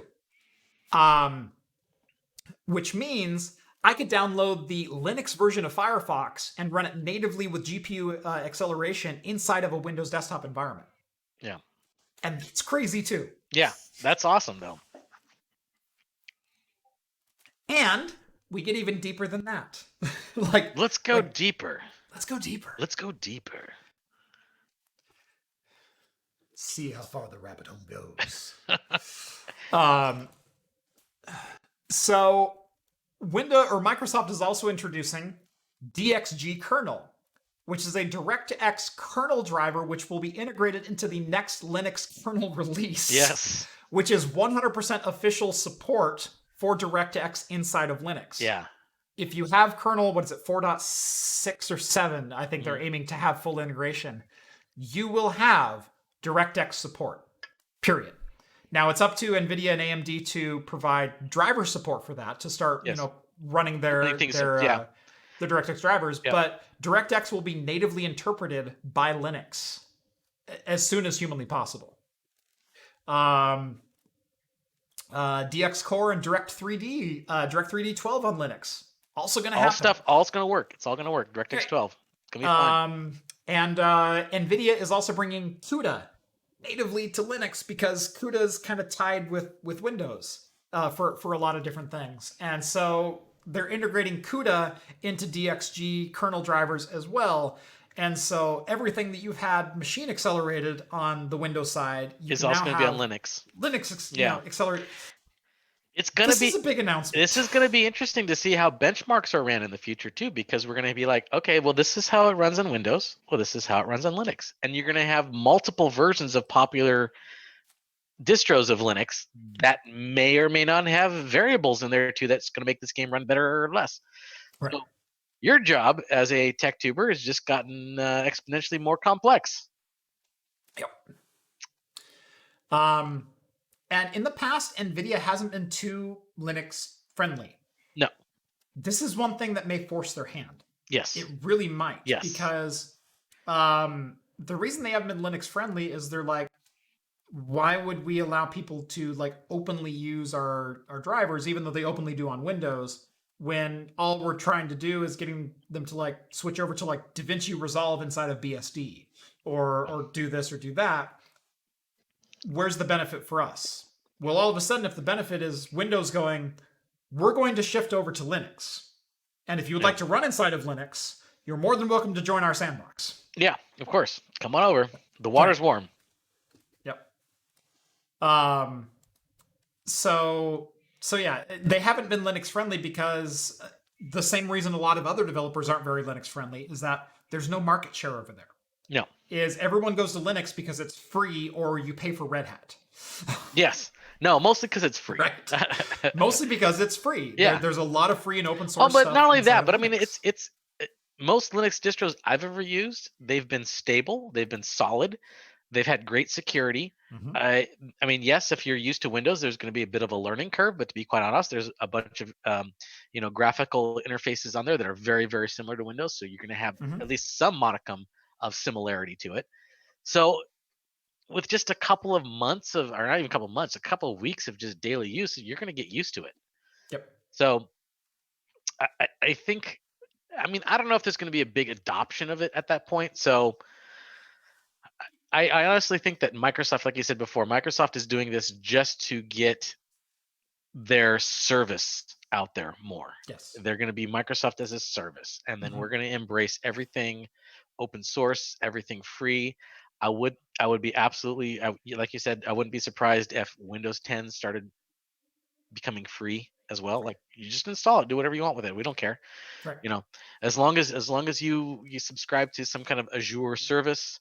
I mean, they have I mean, even for gaming, like you said, Microsoft has the $15 a month gaming service that you can do. Yep. You can download games on your Xbox. You can download games on Windows. Probably pretty soon, you're going to download games on Linux if you want to, because it's going to be a Microsoft service. Yep. You can play Halo on Linux if you want to. $15 a month. Microsoft doesn't care if you're using Linux or Windows, Right. as long as you pay your $15 a month. Yeah, and someone pointed out, NVIDIA hasn't been very Linux friendly, and Linus Torvalds has Linux in his famous video that's been shared millions of times. Yeah. He said that again because NVIDIA goes, where's the benefit for us to do this? Now, NVIDIA is very friendly to Linux on the enterprise and machine learning side of things. Yes. Very friendly. Very They've friendly. opened Tensor, everything. They just haven't done rasterization on Linux. Again, because there's no market share. So why put your development dollars Into into 2% of your marketplace? Well, it doesn't make any sense. This is going to help blow that up, though. Right.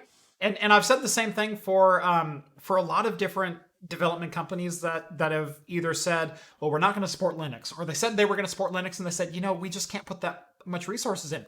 I don't blame them, because you're gosh, who was the most recent one? There was a game that was available for Rocket League.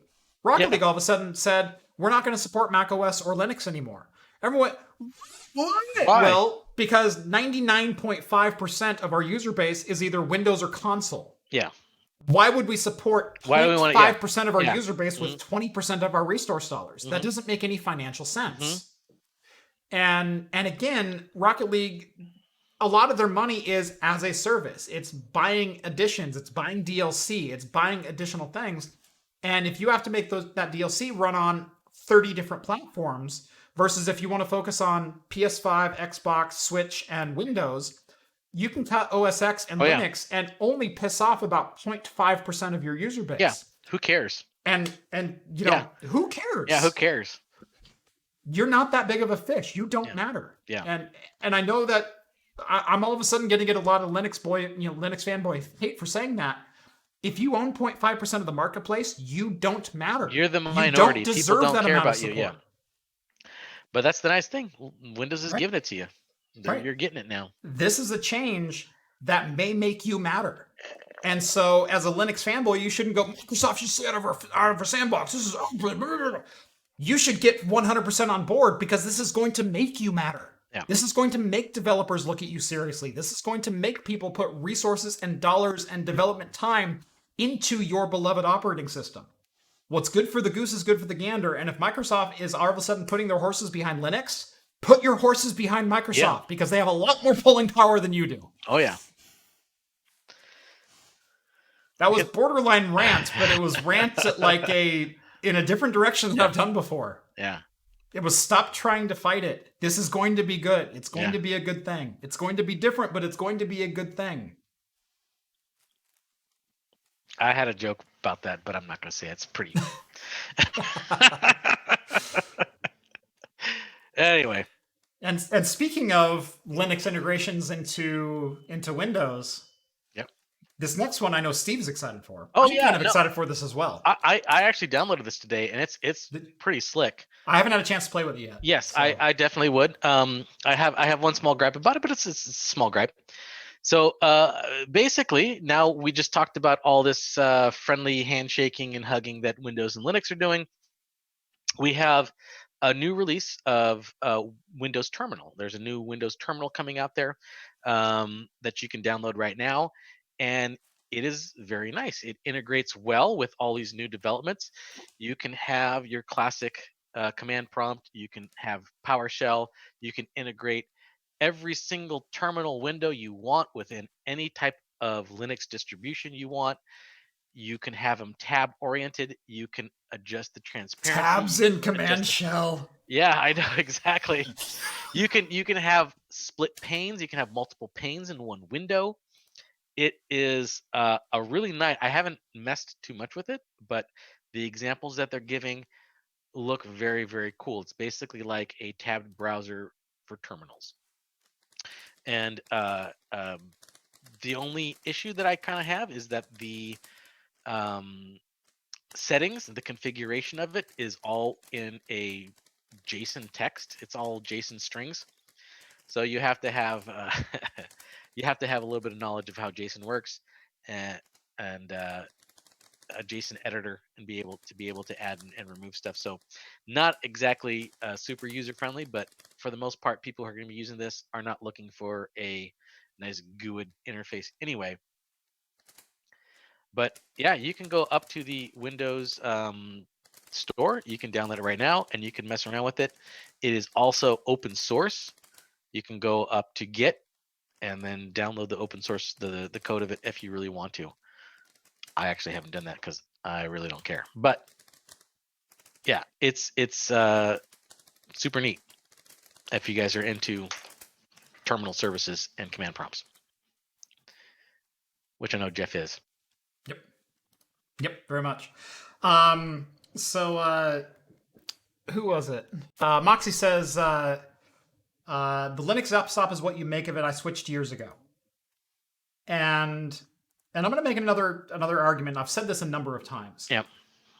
You can totally use Linux. You know, they have everything you could ever want on there. Okay, well, I edit videos in Adobe Premiere. Yeah. It's the software that works. It works with my codec. It's native. It's fast. It has support. It's commercial. It's everything I need. Well, yeah, but you can download DaVinci Resolve. That's great. DaVinci Resolve doesn't fit my needs. Well, it's 95% of what Premiere is. Or, you know, well, I need Microsoft Excel, and I use these functions in Excel that are 100% of my job. Yeah. Well, LibreOffice is 95% of the way there. Yeah, but that last 5% is worth more than the other 95% by a factor of 10. Oh yeah, by it 10. Really is. Because every single Office environment uses certain special features within Excel. Correct.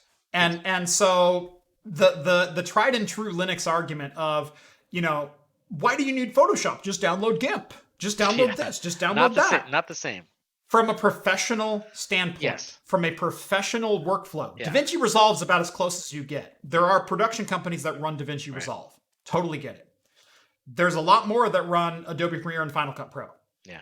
And like I said, DaVinci Resolve is about as close of an argument as you get to saying, oh yeah, I could totally switch over. In fact, I would love to switch over to using Pop! OS and DaVinci Resolve for my video workflow. Because I've had problems with Premiere. But at the same time, every time I've tried to use DaVinci Resolve, I've ran into literally work stoppage issues that I can't go further with. Mm-hmm. I want to make that switch. I can't make that switch because functions inside of Premiere I rely on for my video workflow.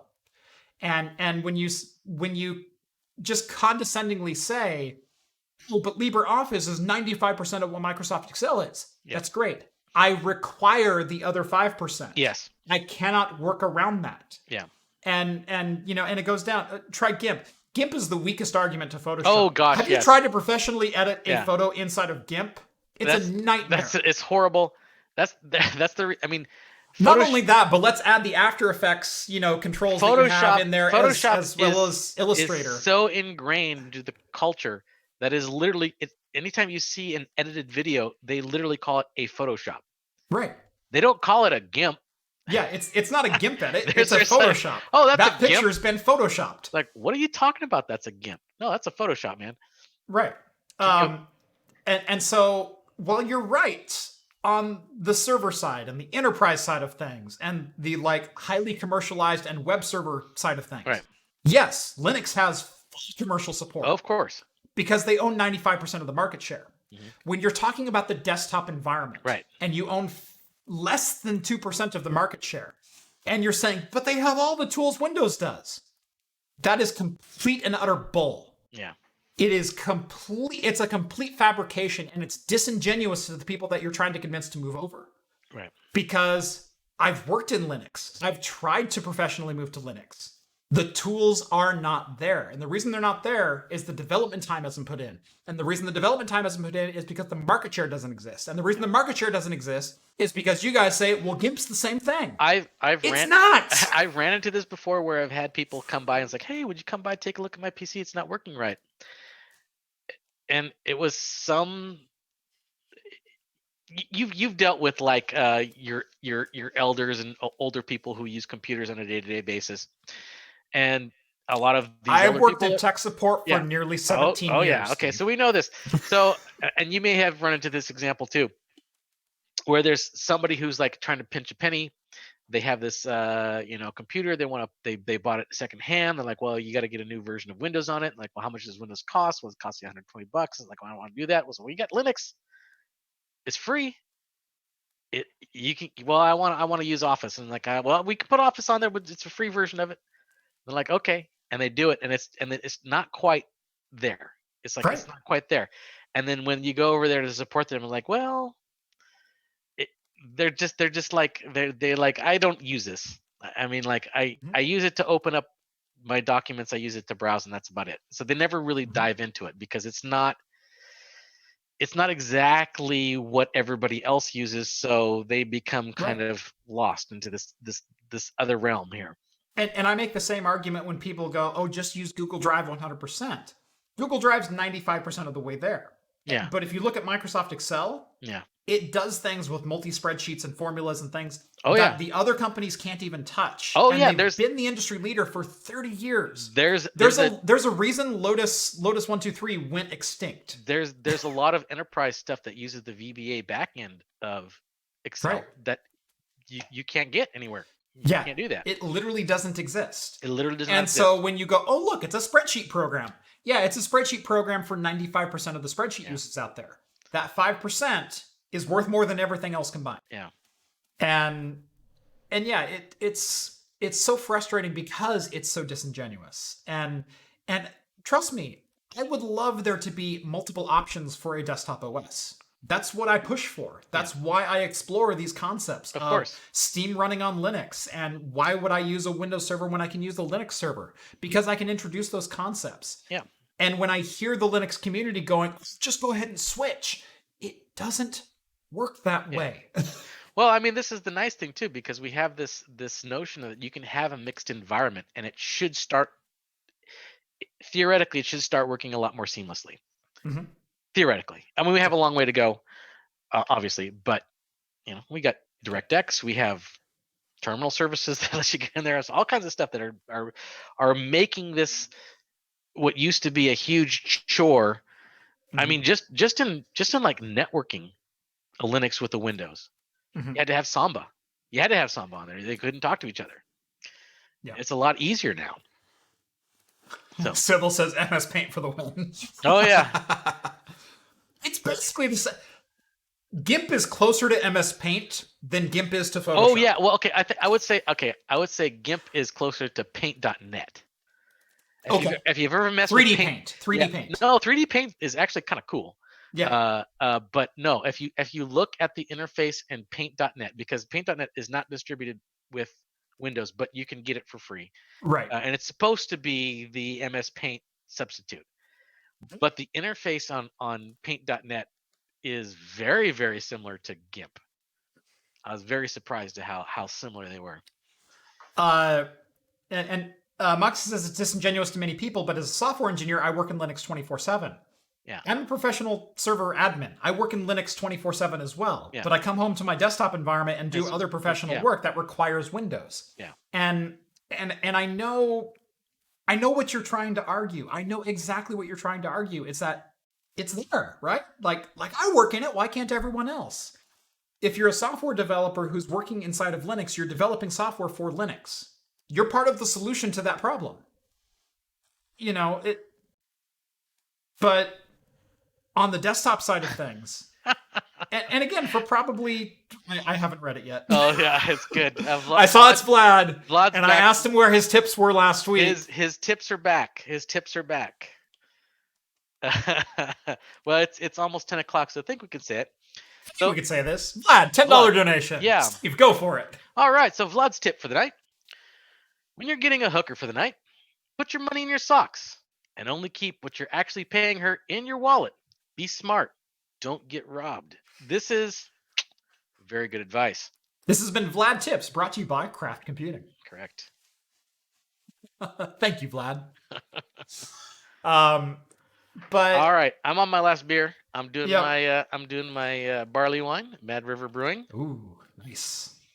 Oh god, it smells like super malty.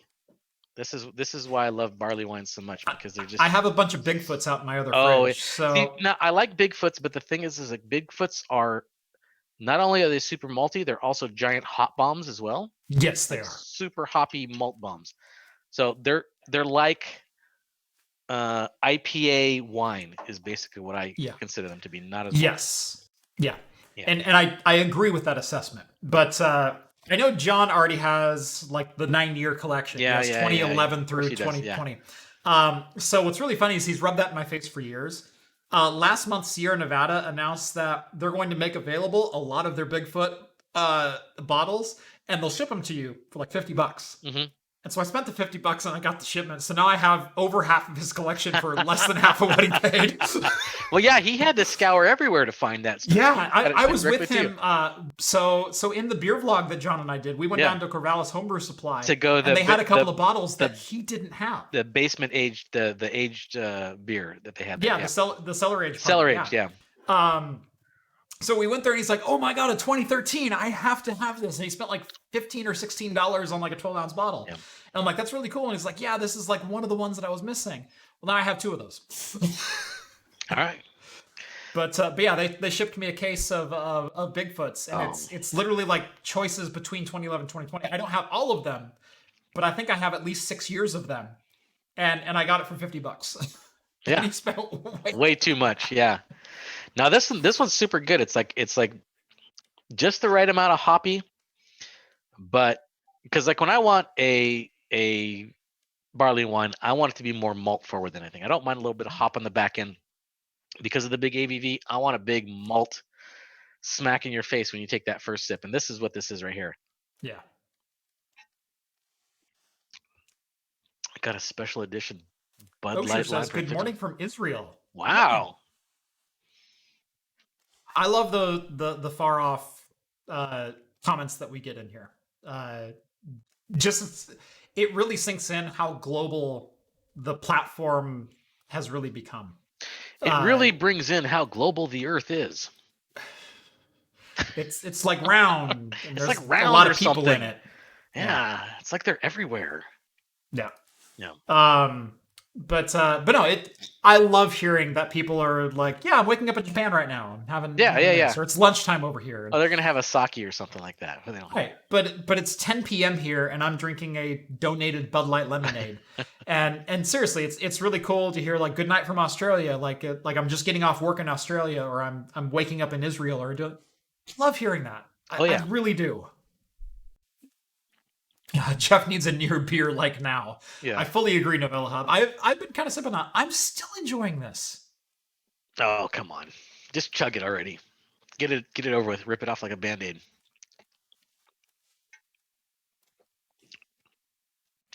Get I get a little bit of what John is tasting there. But that was a big gulp. Yeah, I don't mind hopping the back end. You're not. This is a true statement. Don't mind a little hops in the back. I'm going to put that on my business card. That needs to be a shirt. I don't mind a little hops on the back end. I got a back and then hop in the back end. I think that needs to be a shirt. It needs to be like Steve and like one of those. Yeah. I need an artist to draw that up. If you're an artist, I'll name your price and draw that up and send it to me. I will give you the commission, and I want to make that shirt. But I want it to be Steve going. There you go. Screenshot it. Do it. I want that shirt. I'm on a little hops in the back end. Yeah. Oh, the quotes that I've been getting on Twitter lately. Scattervolt, he and I are friends. We met at CES finally this year. Mm-hmm. And he had a comment in his section about how he got a YouTube comment about how the next consoles are going to like be more powerful than anything else. And, and the amount of decompression power that they have is just... Decompression? Not paraphrasing. And I said, yeah, I'm thinking about selling my 2950X because nothing gets my juices flowing better than a 7-zip decompress benchmark. Yeah, that's right. Yeah, I saw that. That was funny. But this console, and someone was arguing in my chat section or in Twitter earlier today with me about how the new consoles are going to be like essentially a 3700X. Right. No, no, they're not. No. They might be Zen 2. Okay. They might be 8 cores. They ain't Zen 2 8 cores, 16 threads at 4.2 gigahertz. And besides, that's not where the console's power is going to lie. It's going to lie in doing like a very well optimized graphics card and having like bare metal access to all the API. They're saying that that's what a console is. Yeah, I know. They're saying that there's supposed to be some proprietary compression that goes along with the throughput for the NVMe drive that they're going to put in there. Whatever. I mean, I take our current president at explaining what an NVMe drive is and how close we have all these PCI Express lanes, and they're so close. They're as close to the CPU as they've ever been. Yeah, they're so close. Is one of the arguments I've got. Oh, you mean PCI Express direct attached NVMe storage over a PCI Express 4 link where it's a CPU connected PCI Express. That's all that is. It's a PCI Express 4 NVMe that's all it is. link. And they're touting this as like, we've never been closer to the CPU. Yeah, you were with NVMe 3. But wait, the PC had that because you guys were still on SATA. Yeah. Well, that's the thing. Is like every single console release, there's some quote that they take, whether out of context or whatever, to be like, oh, this is going to be more powerful than the PC. It's going to be a powerhouse. It's going to be blah, blah, blah. They did that with the PS3. They did that with the PS4. The Xbox One has Xbox One X CPU cores. It was 8 CPU cores divided by 2 at 1.2 gigahertz each. There was every single one has always had that. And then it actually... You realize your Samsung phone also had 8 cores at 1.2 gigahertz each at the same time, right? And then actual real world benchmarks came out, and they were like, okay. It's a console. You realize the consoles are still sold at a profit for $500, yes, right? Yes, they are. So are PC parts. Yes. Are sold at a profit. Yes. The same profit margin. There's So not say a lot, there's not a lot of $500. magic going on in there. There's There's not. probably actually more profit margin in a 2080 Ti than there is in a console at $500. There's not a tiny wizard inside of every single console that's making it run magically faster than the current components that AMD you can isn't buy. giving all of their magic juices over to the Yes, console they're and not. going, you guys can have an RX 5700. Yeah, Like, of course. Yeah, let's give it to you. here's where we sell most of our parts, but you can have. Yeah, you can have this. Yeah, we're gonna give you the special sauce. It's not how it works. Yeah. It's not how any of this works. Yeah. It's 10 o'clock. Oh, and we drew this out pretty good. We did. For That being was really light. 50 minutes For being a light on news Linux for story. Windows. All right, so We can rapid fire these. Do you want to power through these? Okay. Yeah, let's power through them. All right. So next one. So just speaking of very SD fast cards have never been closer to the CPU. Exactly. They're gonna get so fast. So basically, The decompression speed on these is insane. they're so close. They're gonna put the slot closer to the CPU. You see what I went there? Yeah. Full circle. Right. all I So basically, SD cards are about to get very, very fast. So they're developing right now. It's still probably a year or two off, but we are going to have PCI Express 4.0 specifications. 2x speeds. Yep, 2x. That's right. With SD cards. Yep. So the bottleneck that we have with super fast rendering or super fast recording of 4K video and stuff like that. In a couple. Now, when I said the SD cards have never been closer to the CPU, I was partially being facetious, but no, that's exactly what I meant. exactly It's what no you longer going through a bus interface. It's going super this fast. Is Yeah. PCI Express connected SD cards. Mm-hmm. So basically, what NVMe is doing right now. this is going to power the PS5. This is your storage. Hey, you can save your games in lightning fast speeds. Right. Right. You can put your SD card there, save it. This technology is still predicted to be a year and a half out from now. Yeah, probably a year and a half or so out from actually hitting retail shelves and then being adopted by different industries. Right. Because the thing with SD is they've always tried to be backwards compatible. Yes. And so this new standard is still going to be backwards compatible with old readers, but you're going to have a new writer and reader interface in order to get those speeds, to utilize those new speeds. Yeah. And so camera development is always, years behind as far as actually integrating these new features into their SD card slots. Because right now the media that everyone uses on professional video gear is CFast 2.0, which is basically just a SATA interface. Yeah. And obscenely expensive SATA interface.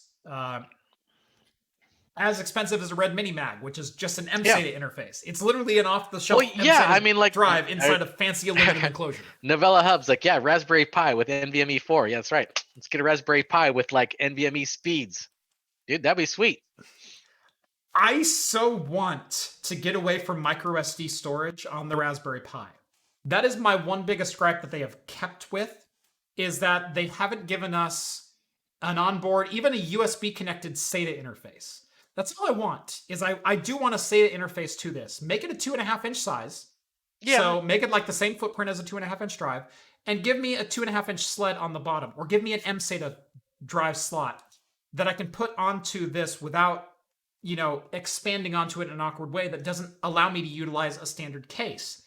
Because the microSD is one of the biggest hurdles to using a Raspberry Pi reliably as a service provider in your house, because a power flash can corrupt an SD card. Oh yeah, very quickly. Whereas an SSD or a USB drive is a lot more resilient. Mm-hmm. And whenever I set these up permanently, I usually end up using USB keys, but even those aren't great.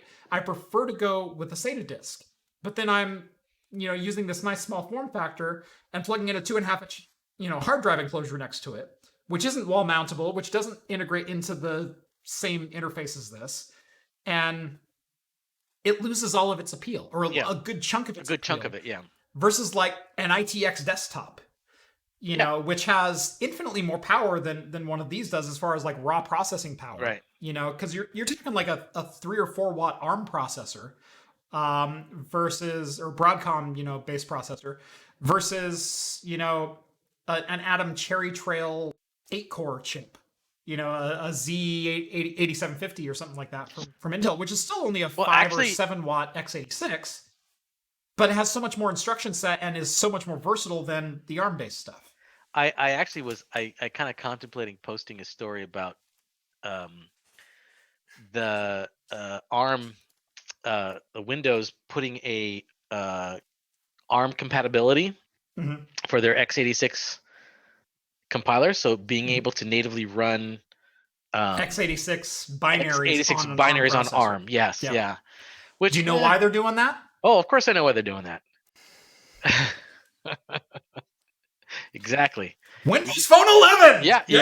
Well, you can put it on your phone. You can put it on a tablet. You can put it on your Raspberry Pi. You can put it on everything.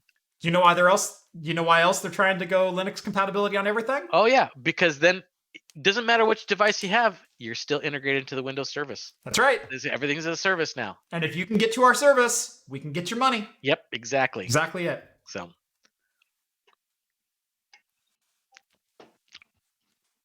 Yeah, so SD cards new, coming down the pipe, looking pretty good, but kind of a few years away. Yep. AT&T is backpedaling a little bit on their 5G marketing. Yep. Which, I love this story. I love this story for so many reasons. One, because I hate it when companies outright lie. Yeah. I hate deceptive marketing. It is one of my biggest pet peeves and one of my biggest things that turns me off from using any company. I have to have Comcast at my house. It's the only service provider that gets me more than 10 megs. Think about that in the modern infrastructure. It's the only provider at my house that gets me more than 10 megs. Yeah. And I hate Comcast with a fiery passion. Because when I see Comcast / Xfinity broadcasting the fastest in-home Wi-Fi, I have one Unify access point in my house. Well, I have 2 running right now, and I'm going to be running 3. There is no way in hell your $100 all-in-one cable modem router Wi-Fi access point is any faster in any regard than any hardware that I could buy from Unify in the last 10 years. But it's AC, it's gigabit Wi-Fi. No, you lose half your overhead to the Wi-Fi interface. Yeah. So even if you're using the top 1.3 gigabit per second Wi-Fi, the top you can get out of it is about 650 megs. Yes. And that's with a 100% clean signal and a processor on both ends that can actually handle 650 megs. Yeah, going back and forth, yeah. You add in any amount of interference, which is inherent within Wi-Fi, and your peak is probably somewhere around 300, 320. Yep. For one device. Yep. All of a sudden, you get multiple devices, it just goes down. You're talking the processor on your all-in-one cable modem, router, DNS, and access point is going to be handling 30 plus smart home devices all simultaneously.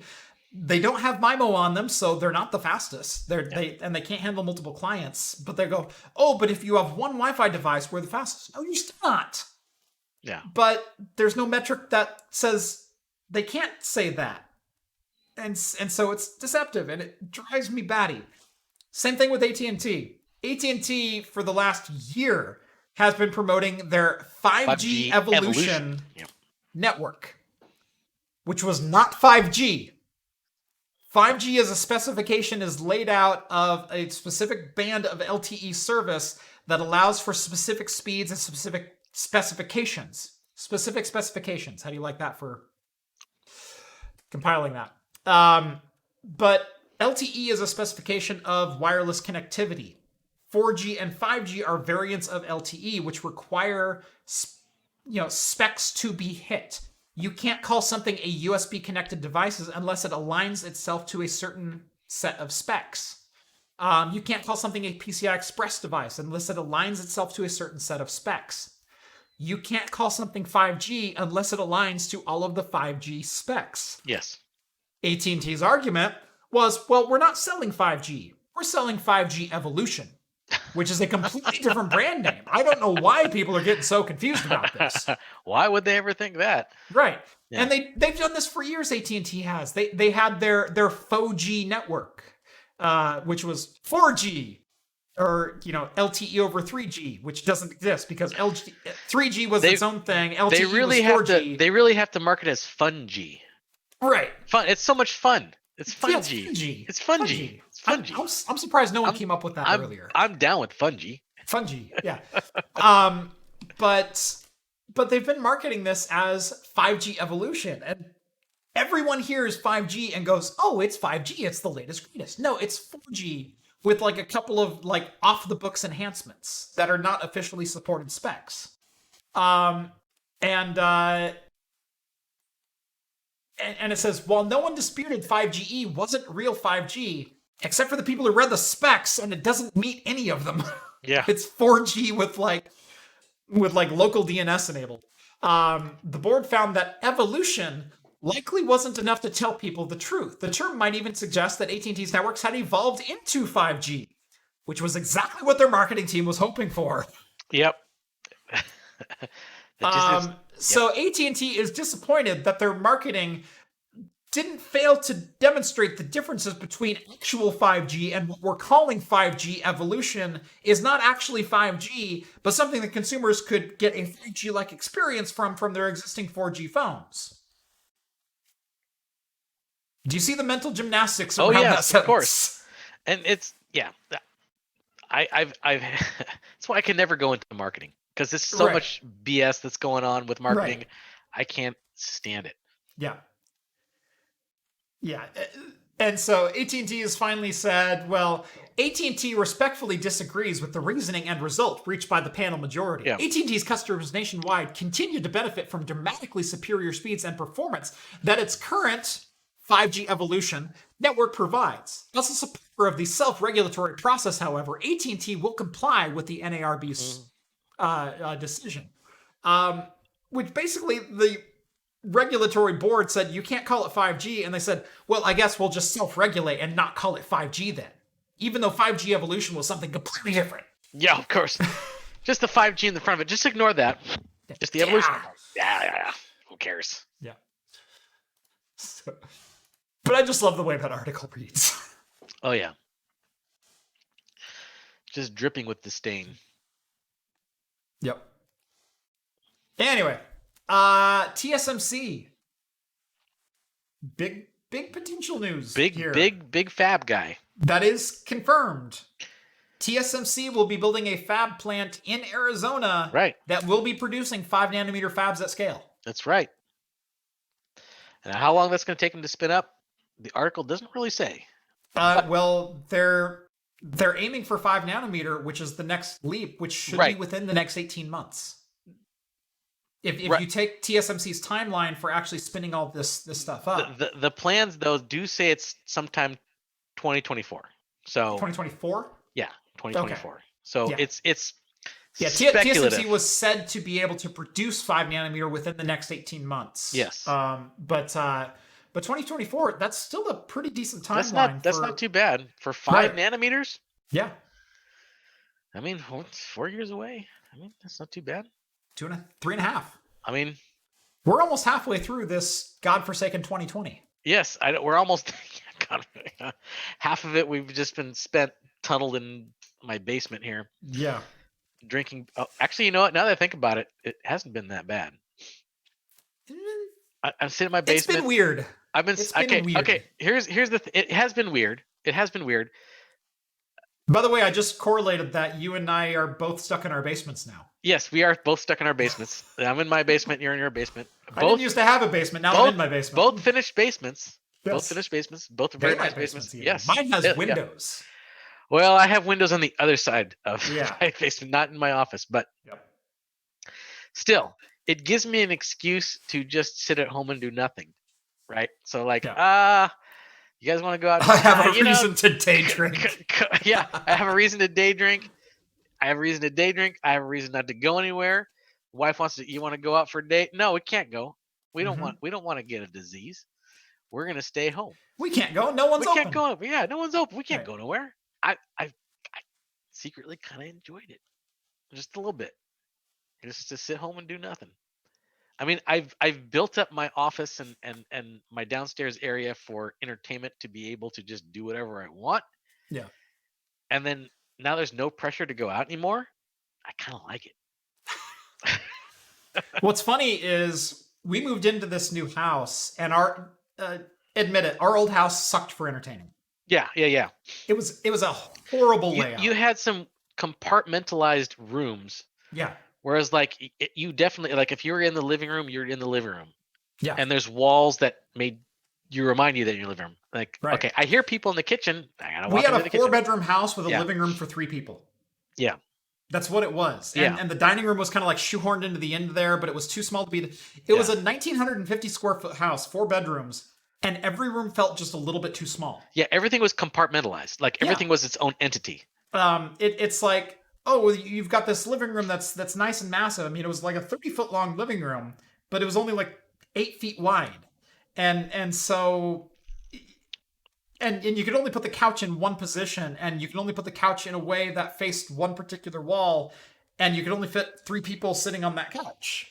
And so like there's like 12 feet of wasted space over on this side, and then the other end was like the dining room area. Yeah. And then the kitchen was too small because it was like in this middle of a flow thing, and we had like this 15 feet of wasted space between the kitchen and the den, which you couldn't do anything with because there's the sliding door, there's the laundry room door, there's our pantry sitting right there. I couldn't put a table there. I couldn't put a breakfast nook there. I couldn't entertain in that spot. It was literally this 15 by 15 foot space that was completely dead. I couldn't utilize to save my life. Right. And that was my whole downstairs. And so the downstairs could hold like 6 people comfortably at a time. Yeah. And that was it. It was ridiculous.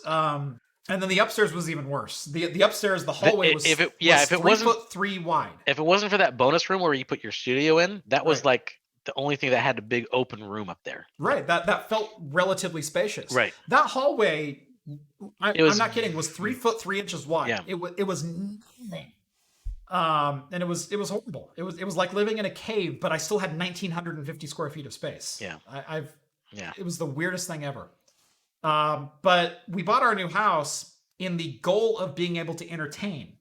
And we moved in December, and then we had Christmas and New Year's, and then we had CES, and then we got back from CES. And then for the next 6 weeks, I was busy like unpacking and working and whatnot. And then all of a sudden March rolls around and we can't do anything. Yeah. And so I've had like all these things, like I've been working on getting my garage set up for doing like karaoke and game nights and poker and things like that. Oh yeah. And I can't even invite anyone over. No. And I miss it, but I'm also kind of relieved because I don't have to do anything. My wife loves to entertain. She loves to and she's like, "Oh, let's go have people over." And I'm like, "That sounds good." And then she's like, "Well, I need you to do this, this, and this, and this, and this because we're having people over." I'm like, See, I'm the opposite. I love entertaining. I love people. I do too, but I also like not doing any work to entertain. Okay. Yeah, No, I love entertaining people. I do. I love when people come over, but I'm like, do I really have to scrub the floorboards to have people come over? And no one's gonna care. Like, right. Whatever.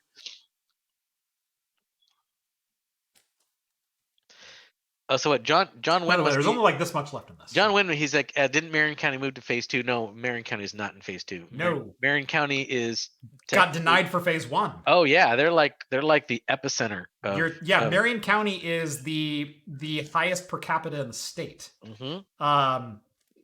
And in fact, John, your city is the highest per capita in the state. We are. We live in the city with. Sorry, that one's second. My old city is the highest per capita. Yes, in the state. I know. Yeah, which is why I don't go anywhere. So I moved from the number 1 next to the number 2 to actually the number 3. Yeah. But still, I don't mind it so much. I kind of like like the old RTS days when you used to play a old RTS game and there was the whole strategy of turtling. Yeah. That's what I'm doing now. I'm turtling. I'm turtling in my basement. Against COVID. Discord. Wait, what? Okay, let me go look. Discord.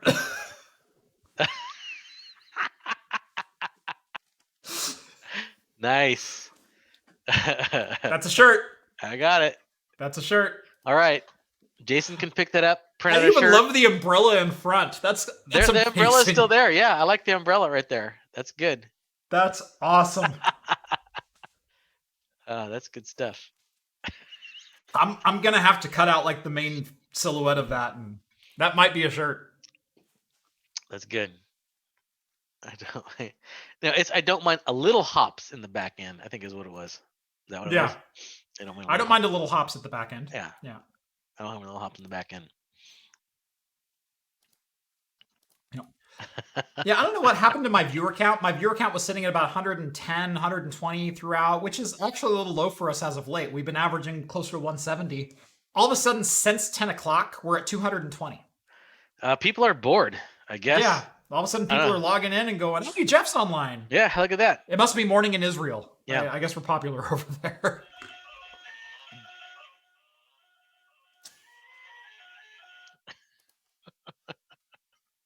I know that game. What game was that? That's Pac-Man. Okay. My Pac-Man lamp. Okay. Oh, here. Yeah. There we go. We'll show that off. Yeah. A Pac-Man lamp. Yeah. I don't know. All of a sudden, YouTube is promoting my live show. I guess. Like, well, we thanks only for promoting it at the scheduled in time. The only reason you're all here is because we're running late. We only have one more story left, too. Yep. And it's the only entertainment story we got. Yes. And this is, I know it's not a super popular, I guess I would say, like, it's series. It's a franchise that's always been there. It's always been there. It's and not you super... go, oh, I've heard of that. I've never played it, but I've heard of it. No.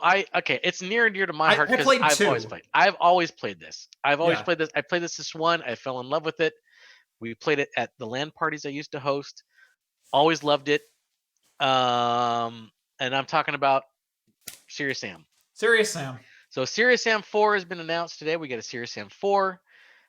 People who love the big open FPS where just like hordes and hordes and hordes of people come at you, and you have a co-op where people just mow things down and just utter chaos going on around you. It's great fun because this is honestly one of the games that just made me fall in love with going to a LAN party and drinking beers with your friends and then just mowing shit down. Yep. I can say that because it's 11 o'clock or 12 o'clock or no, it's 10:30. 10:20. 10:20. Okay, whatever. It's 12 o'clock somewhere. It's prime time. It's prime time. So, yeah. So it's been announced and it looks great. Crow Team has always been kind of like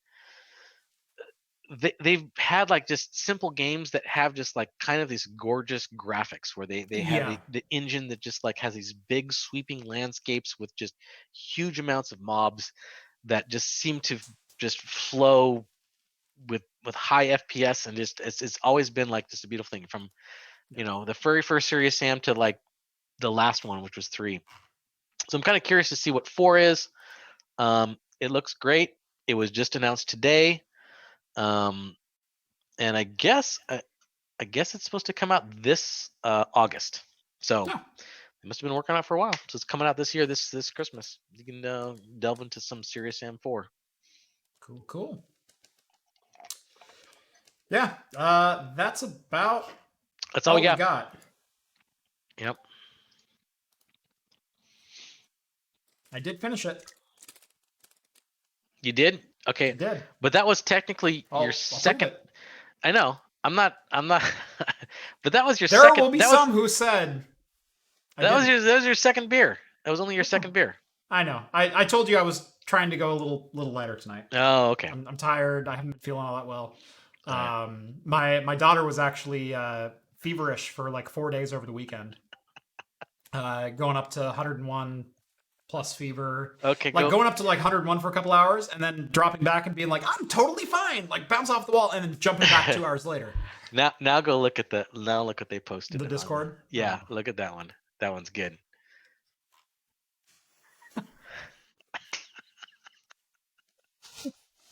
Oh, the voice makes it. I don't mind it. Yeah, in the back end. That's good. All right. So, I mean, you best start believing in ghost stories, Miss Swan. You're in one. That's a good one. That's awesome. I dig that. Little hops in the back end. I dig little hops in the back end. Everybody likes little hops in the back end. Oh, that's great. All right, this has been episode 133 of Talking Heads, our once weekly live show for the latest in beer and tech news. Make sure to like this video if you liked it and subscribe to Craft Computing if you haven't done so already. Also, if you want to keep this party going, we'll probably be hanging out over at the Discord for a little while afterwards. I might have a little snifter or something. Who knows? Yeah. Well, Yeah. I mean, after this, I'm gonna take a little pee break. I'm gonna get myself another drink. Oh, trust me, there's going to be a 5-minute break in between. Oh yeah. And then and then we'll come We back. won't be streaming any of this, but we'll probably jump into chat. Yeah. But anyway, make sure to join us over there. And the way you do that is by joining the Patreon. Minimum donation of $1 per month. That's all I ask for. Gives you a little bit of ownership over the Discord server itself. Meaning I keep the trolls out and keep the people who actually want to be there in because they have a little something on the hook. Yes. That's the whole strategy. And it's a wonderful community. It's a wonderful community. Someplace I look forward to joining and reading every day. Yep. Sometimes it's a bit much. I wake up in the morning and it's like, I missed 250 conversations.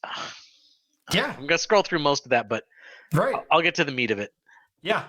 There was a time I read every single message in Discord. It's gotten to the point I can't keep up. Yeah. Even though I'm on there probably 4 to 6 hours a day, where I'm literally like doing something on the computer and Discord is half my screen. Yeah. I still can't keep up with it. Yeah. Because it is one of the most active Discords I've ever been on. I've been a little crestfallen lately because I've been so busy with my work. I haven't been able to keep up with a lot of it. I wish I really could.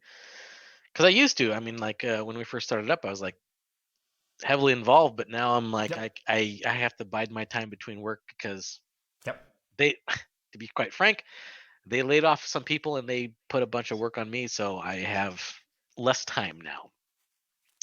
But way it is. At least I'm still gainfully employed, but I don't get to spend as much time as Discord as I like. Yep. It kind of sucks, but it is what it is. It is what it is. Yeah. I think we're all kind of feeling that pinch if we're in that situation. I'm a little bit in that situation. There's people who are doing more than their fair share right now, and there's people who aren't doing anything at all. And it just is what it is. This is a weird time for everyone. But the good news is we have enough regular Discord people who keep the discussion lively. They keep the discussion quite interesting. So we're always still there in the background, but there's always still much fun to be had. Yep. So join it, and it literally does help me keep the lights on around here and helps keep content coming straight to you guys. If you like the projects that you see on here, if you like me buying 32-core Epic servers that I really don't need, and you like the cloud gaming rig kind of stuff, and you like the deep dives into Linux, and you like the tutorials on different server tech, that's why I actually pay for a lot of that stuff. And while I do get some parts for free, there's a vast majority of parts that I still purchase out of pocket. Simply, number one, for time's sake, but number two, to just be objective about how I do things. So yeah, it literally does help keep the lights on here, and it helps keep content coming. So think about joining if you like the community. That's all I'm going to shill for it tonight. But do it now. Do it. Anyway, make sure to join us every Wednesday night here at 8 p.m. Pacific time.